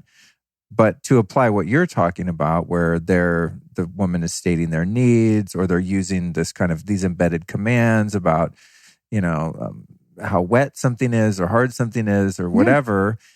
What does a woman do if she doesn't particularly like to verbally communicate when being intimate? We'll play this podcast for her, for starters. Okay. No, seriously. That is the learning curve of it all, because the same works for me. I sometimes will talk way too much. And then I'm like, okay, now pull yourself back. It's not needed. And I think that's just trial and error. And that's learning the other person. And there's nothing wrong with that. But by you talking and it being okay, she will probably feel much more comfortable eventually to talk more to you, because maybe she's just never had that space to do that, And it goes right back to the beginning of this podcast, communication and connection, and that is the ultimate. Think about it. That is the absolute ultimate. You're coupled, you're physically coupled, and you're communicating with each other through your body and through your voice. I mean, it just doesn't get much better than that, does it? And something, there's a couple of things that I want to mention, because you've reminded me, so I hope we have a bit of time. Yeah, we do. And I said at the very top of this, a lot of things I'm going to say are quite simplistic. So you're like, yeah, okay. But they really work. I know if I say to a guy when he's inside me, oh my God, you're bigger than the last time, you're harder in this, he becomes that. Because, and this is the point I really want to make, sex is not something that happens between two people's bodies. It happens in their minds. Sex is in the mind. I'm a sapiosexual person, and I think just about everybody is. I know some people will say no, or they'll say, what is that? And I'll just give a brief explanation. I need to be turned on by somebody's mind before I can be turned on by their body. And I think that is something that has evolved in my life. I wasn't like that when I was 20. There's a lot of lust when you're that age and, you're doing things. But I really need the guy to turn my mind on before I can even imagine going anywhere else. And the perfect way of illustrating this is porn, which, as we know, is really, really out of control in our society at the moment. I mean, I don't know the statistics for it, but it's pretty heavy. And that person isn't even in the room, but they can turn you on, can't they? You're not even having the physical aspect of it, but it's your mind that is creating the orgasm by watching and listening to that other person. Yeah? Yes, indeed. Because a lot of times they will talk. The women would go, oh yeah, I don't know. I don't watch porn. How would I put? That's a joke. I do. I have to. It's part of my research. Yeah. But you see my point. It happens in the mind. And the other way to illustrate this is, so there you are, you're in this relationship, and you turn each other on from the start. You really fancy each other. He's got a great body, she's got a great body, and all that. And then one day you just don't fancy that person anymore, but nothing has changed physically. They're the same, aren't they? But it's in the mind that it has changed. And that's why this embedding commands and things is so powerful and works so well, is because you are going into the mind sexually, turning the mind on sexually, getting the mind to focus on me being harder, longer, stronger, deeper, wetter, whatever, all of those things. It's all taking place in the mind, because the mind then gives the message to the body to become wetter, to become harder, to become stronger, to go longer. That just makes perfect sense to me. It does, absolutely. And I'm thinking about moments where performance has failed as a man, and you're just like, what? I mean, especially when you're young, when you're first starting to explore and you feel insecure and you get caught up in your head and then you lose your erection. You said it. Yeah, and it's just like literally you could be with the most beautiful woman ever, and like 2 seconds ago you were totally turned on and it was all happening, and then you get up in your head about whatever thing. And your brain then, like, as you said, sends that signal to your body, and your body's like, nope, not having sex now. Well, and so it goes both ways too. It's like the mind can sort of spin out on something, and or there's just a moment where something doesn't work, or you're flipping around, and just it gets awkward for a second, and then your brain spins out, and then it kind of the passion dies because the mind has short circuited on some nuance or got triggered by something or whatever. Well, you remind me. I remember very vividly, not that long ago. Well, so. In the later stages of my life, I was with a guy and we were going to make love the first time. And he literally said to me, I probably won't be able to get it up. I rarely do the first time. And I was like, challenge, love it. Bring it on. Oh, man. And guess what? He did get a hard on, quite a good one, because it's the way I spoke to him. And touch, oh my God, people just underestimate touch, and not touching, the obvious places. It could be the back of somebody's knee or the inside of somebody's arm and things like that. We leave so much on the table that we don't explore with a person. But I spoke to this guy in a way, and in a certain language and in a certain tonality, and coupled with touching. So it was the absolute total communication. And he got hard and everything else worked. And do you think he felt good about himself after that? Absolutely. And do you think I felt good about myself after that? Yes. Absolutely. So that's what I mean. It's a win-win situation. And it doesn't take much. And it's absolutely free. You don't have to have apparatus or special things or spend thousands of pounds, dollars going to on vacation somewhere just to get the person in the mood. No, it's what you create with them in that intimate space.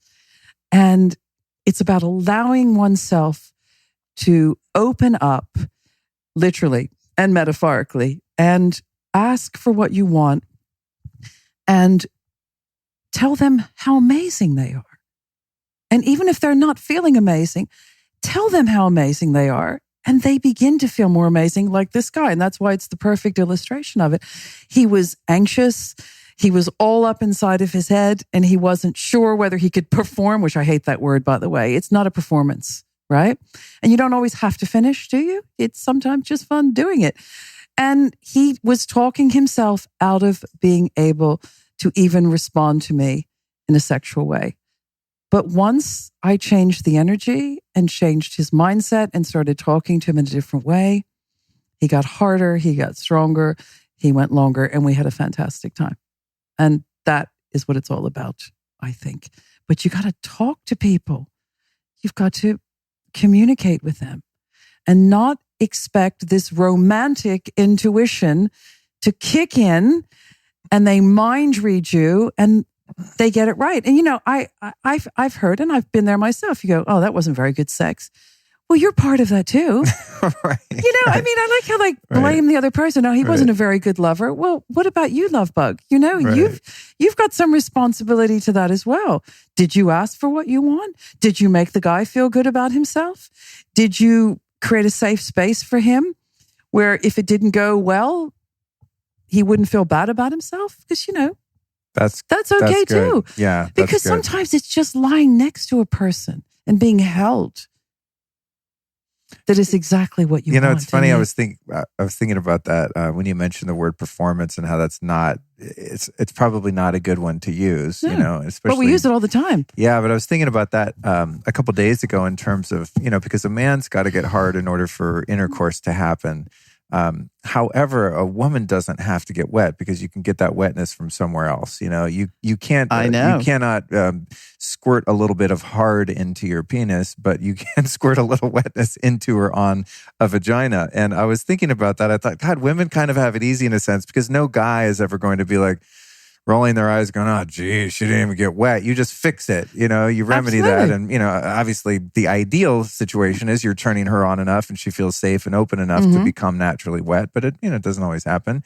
But I was like, God, that kind of sucks being a guy. It's like, you can't just fix that if that happens, because whatever. But we menstruate and have babies, okay? So no, it all evens out. Yeah, and you have multiple orgasms, more easily and we accessible. Get menopause and all that stuff. I think nature did a great job of evening it all out. Trust me, and I'm very happy to be situated in a male body this time around for a number of reasons. But it was just crossing my mind a couple of days ago, and I think what's important there that you said is just, especially as you're just getting to know someone and get comfortable, is the communication, and also not having the pressure around the sense of performance, or as you said, completion, all of that stuff. What's that all about? Yeah. It's easy to get caught up in that and be disappointed or be in fear that the other person is disappointed, and I think in the communication, to be compassionate and understanding and not make it so serious. Yeah. I think at times we often make sex this do or die thing. It's a performance. Yeah, where it's just like, and we didn't perform. We didn't get the applause at the end. Yeah, and sometimes you engage and, you like one person just gets tired, or they're, no matter how much they love that person or turned on by that person, they're just not turned on in that particular moment for whatever reason. It's just, whatever. They got shit on their mind, and it doesn't have to be like a huge disappointment or ordeal. You can just hopefully at some point just kind of laugh about those things and, resume with your cuddling and pillow talk and whatever other kind of intimacy feels really good as well.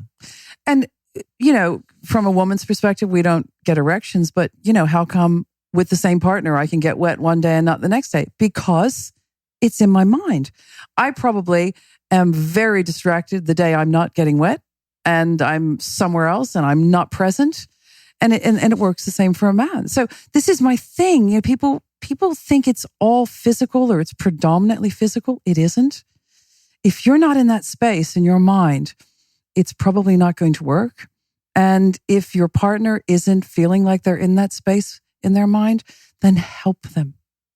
Love it. Bring them into that space, right?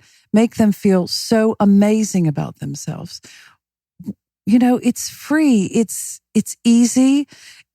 I'm doing workshops on this if anybody is interested in it. And it's a generous thing to do.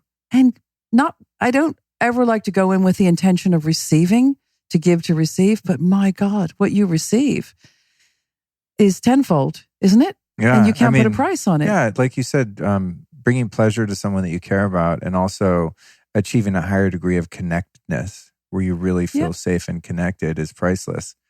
And what I'm discovering is it's sometimes kind of has to be earned. It's not just an automatic all the time. And as we discussed earlier in the conversation, sometimes when it is an automatic and it just all clicks, it's not necessarily an indicator of something that's going to have longevity and, have ultimately be fulfilling and long lasting. My favorite story around this is I had a client that I taught this to, and she was dating this guy, and she said, sorry, it's just a term that is quite whatever. It describes it best. She said, he's very vanilla. And I was like, okay. And she liked to play and do things. And I was like, okay.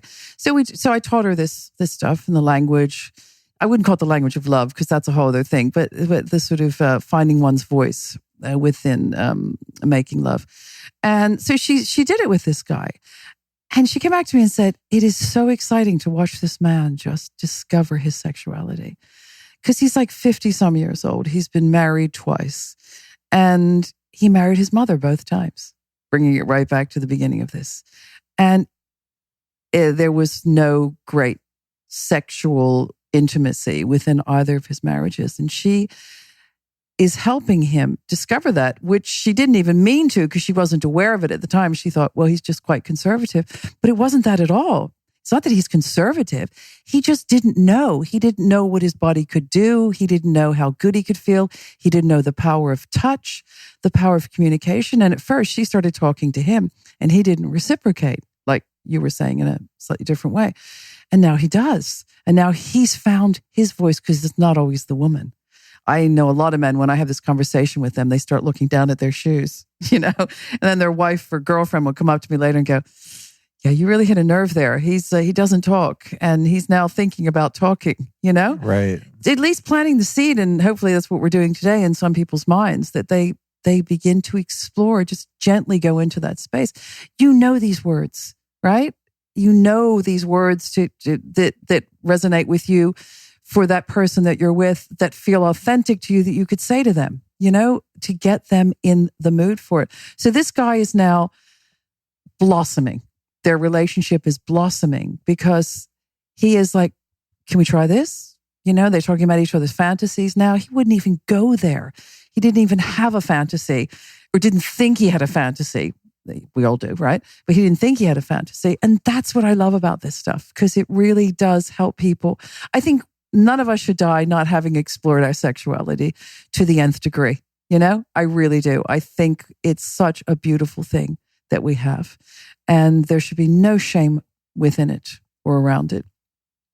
And if we agree as a couple, whoever that couple is, to go into that space together and communicate with each other and help that other person find their voice if they haven't found it yet, that's what real intimacy is. I love that. So timely also. I want to talk about something, sort of the converse of something that we were talking about earlier. So when you are entering into a relationship and there is this exhilarating sense of comfort due to the familiarity, and you have like the mommy or daddy kind of issues, elements that come into it, okay? And so if we're entering into a relationship and we're observing if there's some kind of trauma bonding thing happening, and let's say we're, conscious enough to not repeat that pattern, and now we're looking for something that's sort of novel and new because those patterns aren't present, right? Yeah. However, even in the context, say, of the most highly potentiated, healthy relationship that you're starting out and you're using your brain, you're thinking, as you said, you're applying wisdom and your experience, you're keeping an open heart but an open mind, and you're being thoughtful and prudent and discerning, and you're fucking doing it right, okay? For lack of a better term. In pursuit of that relationship and expansion of a higher degree of intimacy with that person, even though you don't have those triggers of familiarity with, your family of origin, your parents or whatever, there are still things that that have happened to you individually, different traumatic experiences in your life that your limbic system is still holding on to, right? So you could be being sexually intimate with someone and you get triggered because of a past experience with a lover or some negative thing that happened in your life. Or even just in the context of outside of the bedroom, relating with one another. I'm trying to think what would be trying to think of a trigger for me. I mean, I'm just going to make something up that's ridiculous, but let's just say, so, girlfriend comes home. Oh, what'd you do tonight? And she's like, oh, I was just hanging out with a bunch of dudes at this guy's apartment. We all took ecstasy. It was great. Like I would feel uncomfortable and be triggered perhaps because in the past I had a girlfriend who did a bunch of drugs and ran off and, was whatever. That didn't happen specifically. I'm just trying to think of something that would be like, oh God. So, even though nothing happened and everything was fine, I might be triggered by a past experience. So it could be in or out of the bedroom, and those limbic system responses, that sort of trauma loop that we can get caught in. How can we fucking get rid of those? So that we don't have to get triggered by a similar scenario just because it happened in the past. You've last time we talked a lot about havening. People talk about EMDR in this way, neurofeedback, a number of different things where you can literally dislodge those wounds so that they don't infiltrate your current experience and discolor it and cause conflict that's unnecessary. Yeah. So yes, it's a trauma loop. Great way of putting it. Hypnotic loop again. And havening would be fantastic for this. And also, I do what I call a havening sandwich. I think I mentioned that before. So at the beginning of a session, I will do an NLP called meta model. You ask people questions to find out, because we take in all the information on a daily basis through our five senses, and the three predominant ones are visual, auditory, and kinesthetic. What we feel and also feel, visceral. So I would find out how they took in their information, because so I'm predominantly a visual person.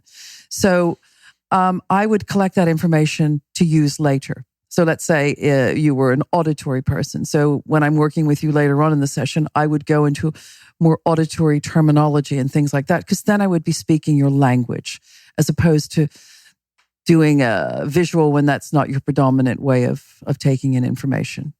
Does that make sense? Yeah, totally. So then I'd go into the havening space, having found out at this point, I don't do psychoanalysis. So it's not about, so tell me about your father or mother, whatever. But, I will say things like, you'll tell me what the issue is or the symptoms of the issue. That's usually what I get. And then I have to dial it back and dig back and find out what it was. So I may ask you questions like, so when's the first time you noticed that? How young were you when you noticed that? And what frequently happens to a client is they start doing this, it's called transderivational search, and their eyes are looking around and everything. And they might get back to 14, but I know it's probably earlier than that because we seem to lay down, it's called adverse childhood experiences, ACE. They tend to take place between the ages of sort of 0 and 7, 0 and 10. And I pretty much know through my experience that something happened probably earlier than 14, let us say.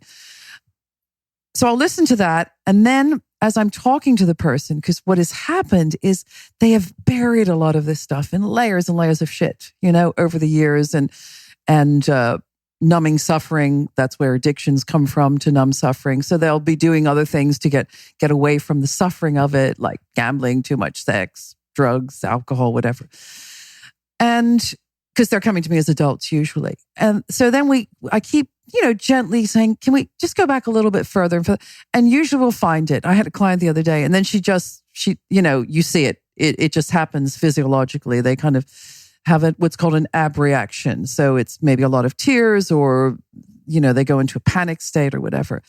And I can use her as an example because she's not here and I'm not mentioning any names, but she did something, her father got upset with something he did and he locked her in the bedroom for 24 hours with nothing. And she was 3.5 years old. Okay, maybe 4. And no food, no going to the toilet, nothing. And she was banging on the door. And this was the first time it ever happened. So her real issue going through her life and the moment I met her was abandonment. And so she would abandon everybody else first. She would just delete friends from her life and then regret it and go and cheat on her husband because she wanted to create him leaving her, pushing him away because this is what she was used to. She was used to the abandonment, the being locked away, the being ignored and all of those things. And there's much more to it. So I'm really skimming over it.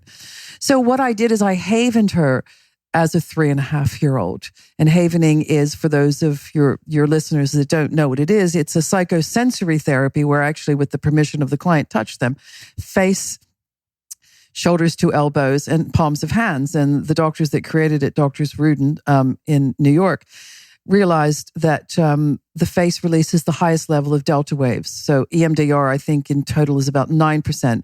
But with havening, face is about, let's say 70 to 80%. And I'll explain why delta waves are important in a minute. And the shoulders to elbows are about, and in a circular coming back motion, is about 50 to 60%. And the hands are about 30 to 40%. But it doesn't really matter. It's not a competition. It's like, I got to do this one. So why delta wave? Delta wave is our deepest sleep and healing state. And what it does is it allows the client to go into a really safe place so they can revisit the trauma. And we revisit it for a very short period of time. And we do distraction techniques within it where I will get them to count backwards while I'm talking over them. And we calibrate. I forgot that bit. It's really important. We do SUD, subjective unit of distress. So usually I'll have a client at an 8 or a 10 and they're really lit up because they're in that memory. They're in that space.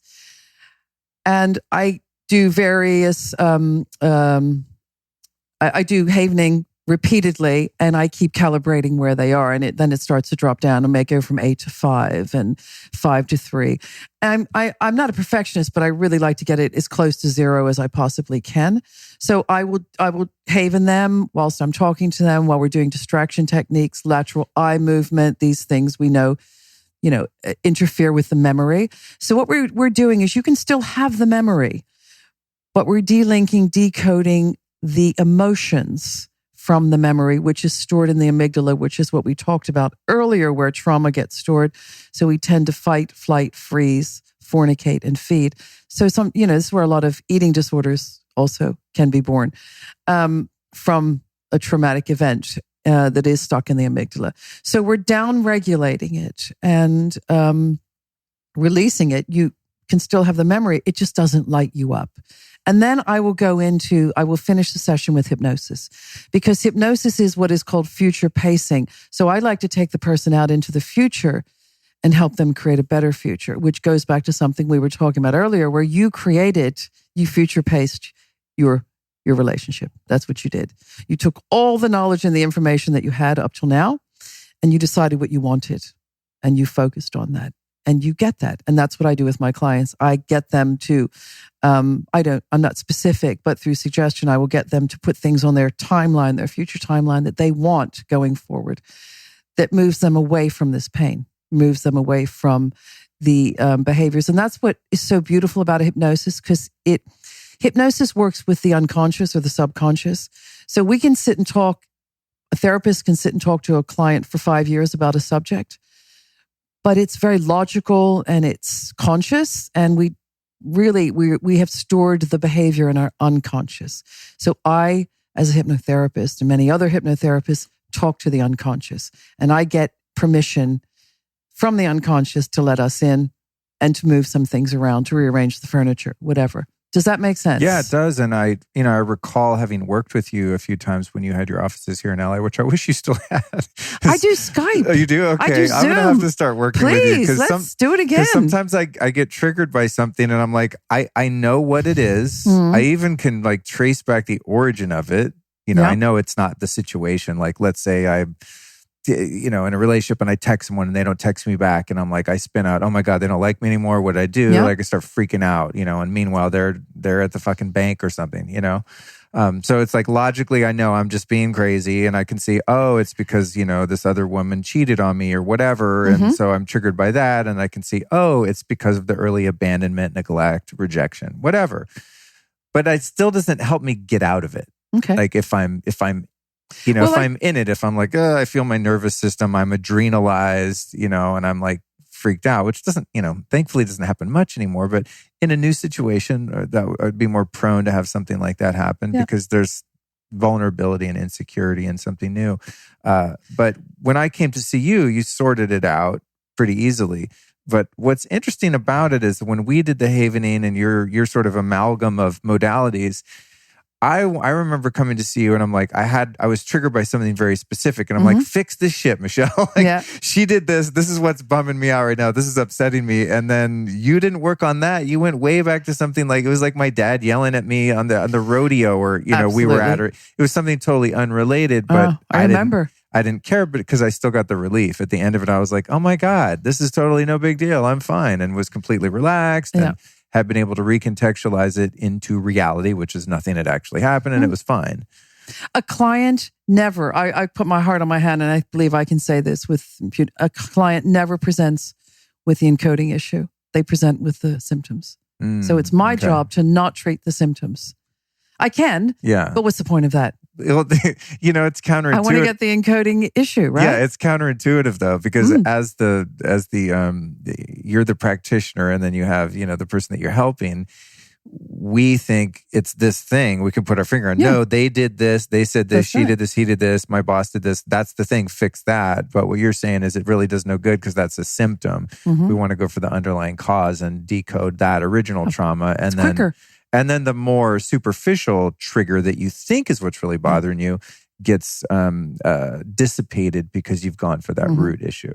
And through havening and the work I do, all the modalities, this is how I also discovered the pattern, which I know Freud talked about a lot and various other psychotherapies and modalities talk about. But I really saw very clear the link to the parent. And it frequently is the opposite, or the same-sex parent. A lot of daughters will have a narcissistic mother, and they have no worth whatsoever. That they feel they have no worth whatsoever, So we go back there. I do something that is really, really quite amazing that I love. It's called role havening, and I do it with great care, and it's not always at the first session, but I take on the role of the other person, and that. Whilst I haven the client and I get them to the good, the bad, and the ugly. I want them to shout at me. I want them to swear at me. I want them to really be able to say all the things they haven't been able to say. And frequently that other person is dead, so they couldn't anyway. Right. And it is amazing how cathartic that is. But just to say, I know I'm talking about applying havening, but I work very, very successfully online on Zoom. I prefer actually Zoom because I think it's a more stable platform, and Skype. And I get the person to haven. So it's called mirror havening. They watch me haven and they haven themselves, which is sometimes even more powerful because it creates mirror neurons, and we have this incredible energy going back and forth between the two of us. So it's great if I can see you in person, but I don't have to because I can do all of this on Skype or Zoom, and it works just as effectively, sometimes more, because I have clients that can't even leave their house.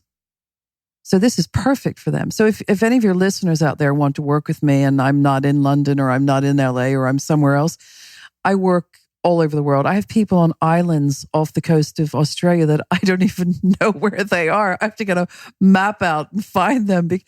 But it works, as long as we have a stable connection. I work with people. And a lot of my clients in the past year have come from my podcast with you. So thank you very much. I mean, that's why that's why I do what I do. My mission is to save the world one heart at a time. Me too. That's why we really not that the world needs saving, but it's just when I find something that it's just very simple. I've suffered a lot, like many of us have in my life, and when I find something that alleviates my own suffering, I'm compelled to tell other people. I totally agree. Because it's not necessary to suffer. There are solutions to every problem. But right now, after hearing this podcast, they can go to my YouTube channel, Michele Paradise, spelled with one L, Michele, Paradise. And I have a 11-minute video on there, which is event havening. And you just need to put yourself in a quiet space, turn everything off, put the video on, and follow me, thinking of something that you want to change the memory of, an event. This is specifically an event because they're all different types of havening.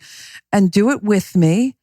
And notice the result. And what I say at the end of it is if your subjective unit of distress, the number where you started, let's say you started at an 8 and it's at a 7 or a 5 and you want to get lower, just start it all over again and keep doing it until you down-regulate that.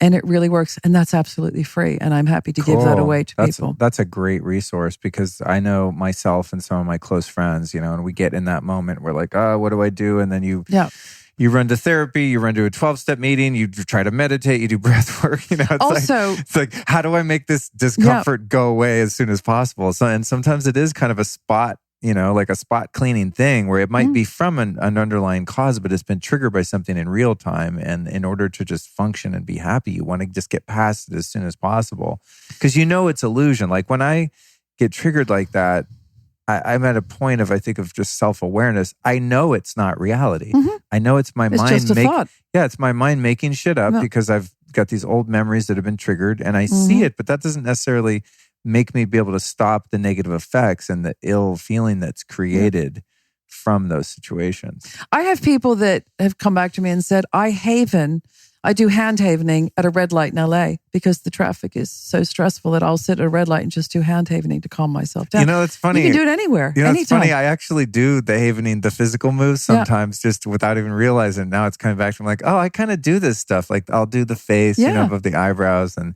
sometimes if I just feel a bit nervous or I'm, about to record or something like that, or I need to just relax myself. Yeah, it's cool stuff. Well, interesting you said that because havening, they discovered throughout the research of it, developing it, is it's connected to the mother's touch. So it's hardwired at birth. So if you want to soothe the baby, if you just stroke their forehead very gently. And I remember my son as a little boy, and one day I just started stroking his arm. He was like, oh, mommy, don't stop. That feels wonderful. Because it downloads, all these wonderful endorphins, but also put you into this delta wave state, which is a very safe space. And you've reminded me of something I forgot to say. I am also the personal development coach for Deepak Chopra on his digital wellness platform called Jiyo, Jiyo. So if any of your listeners want to sign up to that, it's completely free. Go to my channel. And I have about 30 plus videos on there explaining havening, demonstrating havening, so they can follow me on there and learn more about it. That's awesome. And my website is Change Your Mind for Good. And they can also see my video on there, book a session with me. Skype is actually less expensive than seeing me in person. So there's a motivation right there. And how does this, the combination of the havening and the hypnosis and stuff that you do, how does that differ in terms of efficacy? I mean, obviously you've chosen this, so you must think it works better. But a lot of people talk about EMDR, and I've not done that yet. But it seems some people have success with that, where they're able to get a similar result, where you have this origin trauma and you're unraveling the triggers behind that so that it doesn't continue to come up in your life. Well, I'm going to preface my answer by saying I've never personally experienced EMDR, but I have spoken to practitioners and people that have. And what I believe, and I hope I've got this correct, is the difference. First of all, havening downloads higher levels of the touch that we do, higher levels of delta waves more quickly, or as quickly, I should say. But the real difference is I have a very short, I see people for very short periods of time. Sometimes I can clear something up in just one session. And I understand that with EMDR, you need to revisit the trauma in each session. That's how I understand it. So you might be doing 10 or 12 sessions. And so in other words, you need to go to the dark place to come back to the light. I don't do that with people.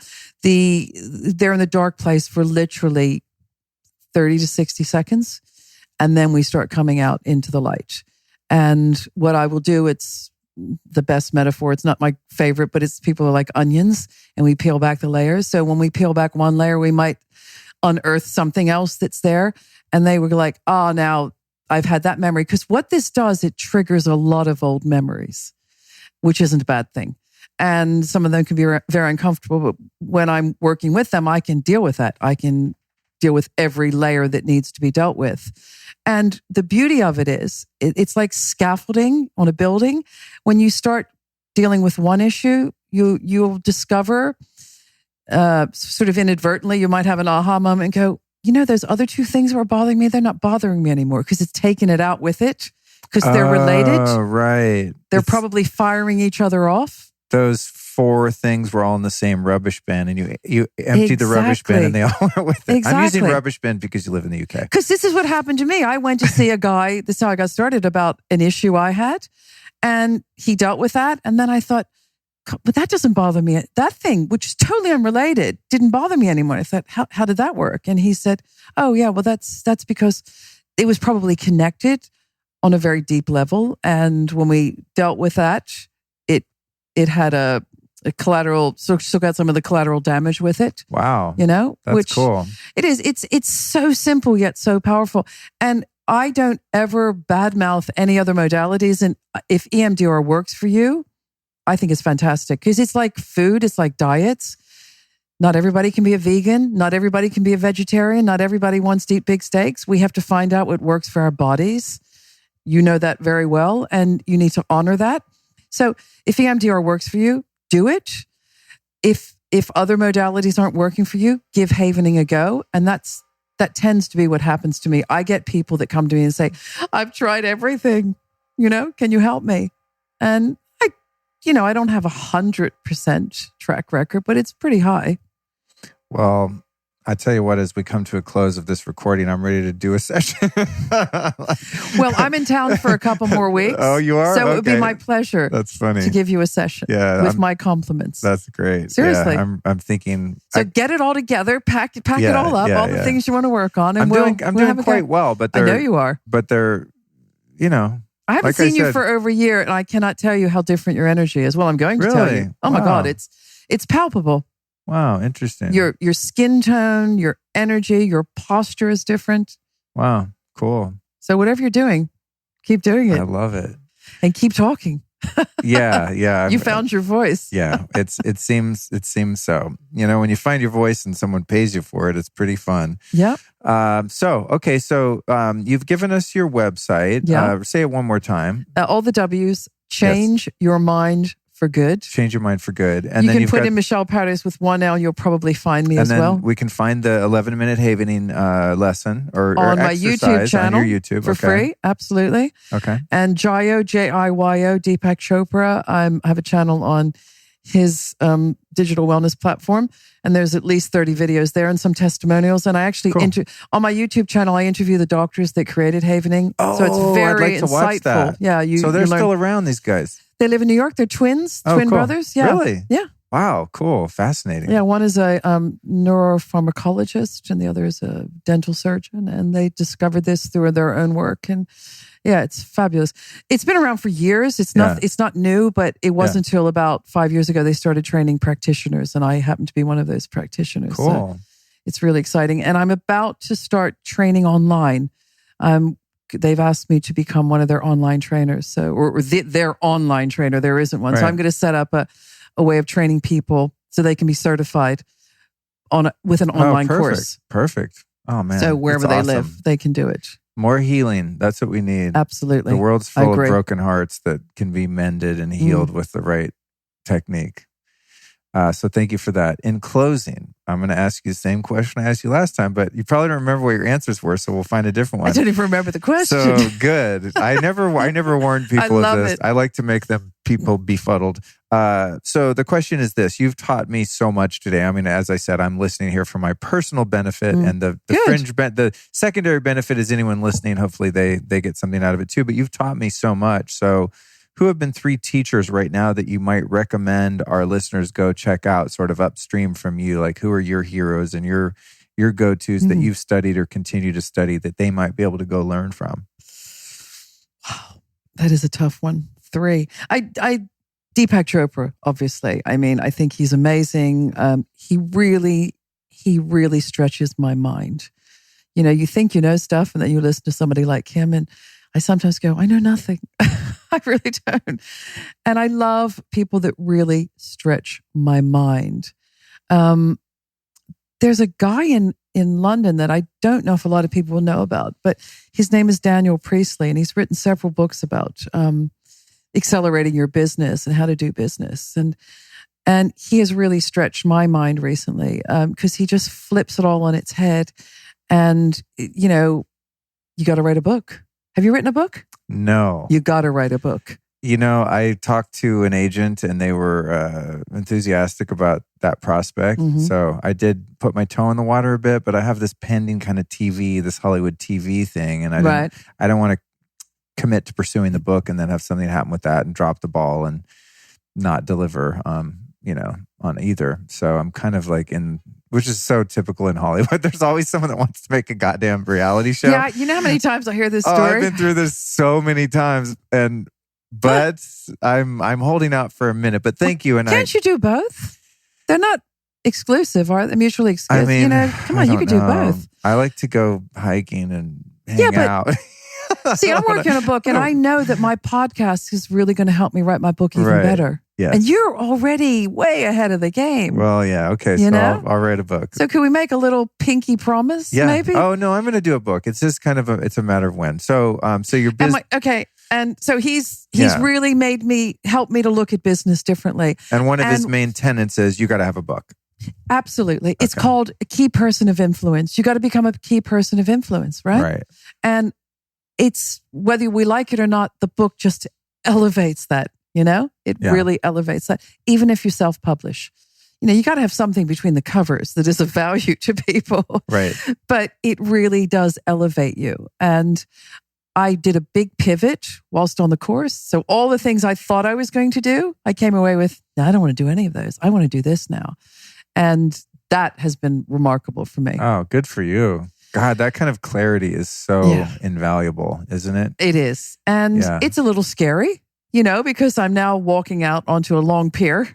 Right. And God knows what's going to happen. But you know, other things in my life, I'm creating to be really good and supportive and all of that. So I'm not going alone, which is good. Cool.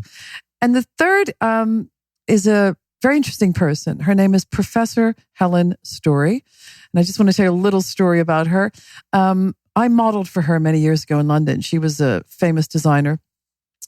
Like a lot of designers, she, you know, had hard times and things like that. She went down and came back up. But we became friends, and we've remained friends for 30 years. And I've watched Helen go through so many personal changes that have affected so many people in such a positive way. And she is just my hero.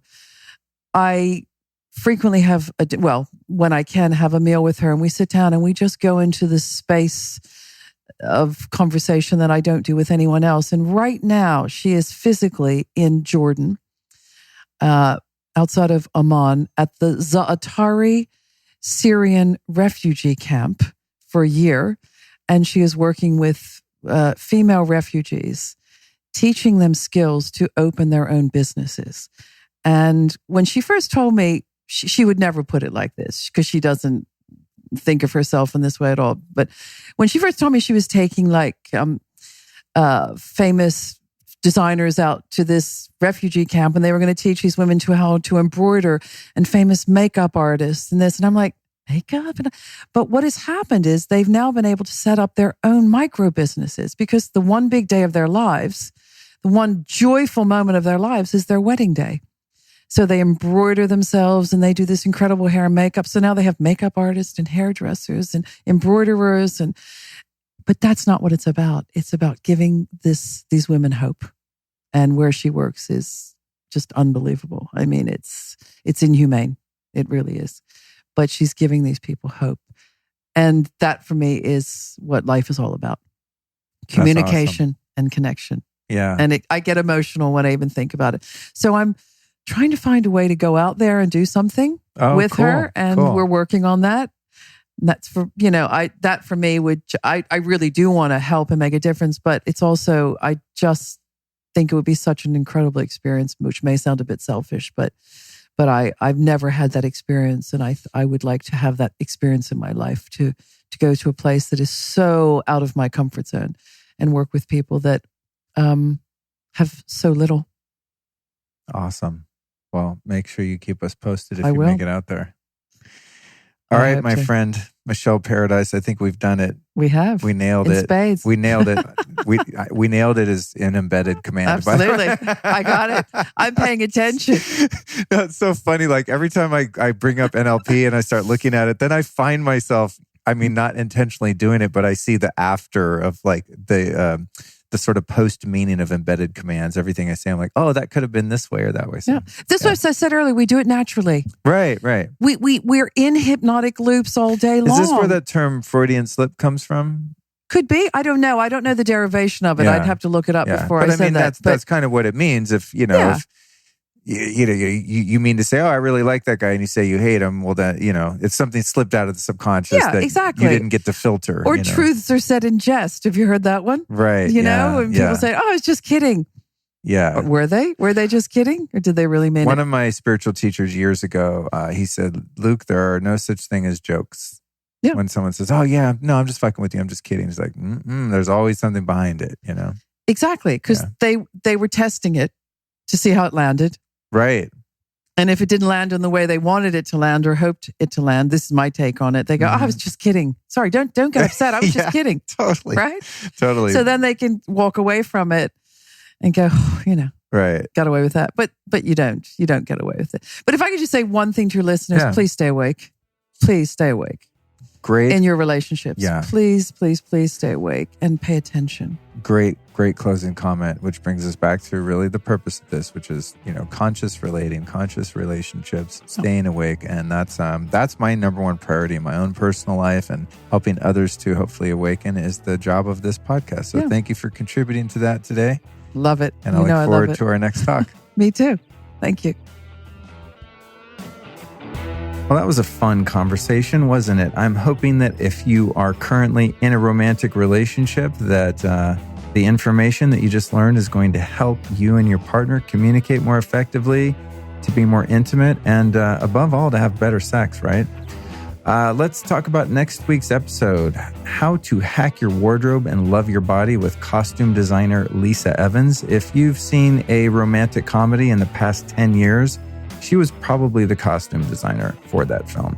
Very talented lady, super fun, and gives us some great insights into how to dress right for the body that you're in, and gives a very sort of, a very conscious approach to what we wear and why we wear it, and how to feel good in our body. So that's next week with Lisa Evans.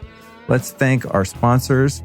I'd like to thank Alitura Naturals for keeping my face looking good enough to warrant being in a relationship. No, I'm just kidding.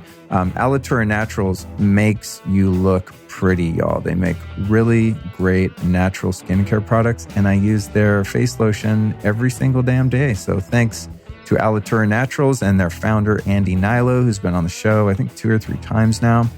If you want to get some super, super effective and clean and organic skincare products, go to alituraNaturals.com. And here's what's even better. If you use the code LIFESTYLIST, you're going to save 20% off and get free shipping within the United States of America. That's alituraNaturals.com. The code is LIFESTYLIST. And we've got foursigmatic.com/TheLifeStylist, where you can enter the code TheLifeStylist and save 15% off the most badass medicinal mushrooms and instant coffee and all those good stuff. All those good stuffs? All them good things that Four Sigmatic makes. foursigmatic.com/TheLifeStylist. Last but most certainly not least is Organifi.com/Luke. That's Organifi spelled with an I. Enter the code LIFESTYLIST there and save 20% off their amazing superfood products like the Organifi green juice, the Organifi red juice, and the one that I had tonight, actually, I'm not even bullshitting you. Before recording, I had the Organifi Gold.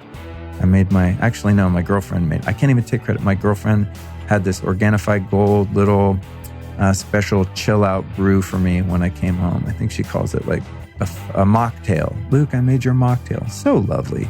So thanks to the lady and thanks to Organifi.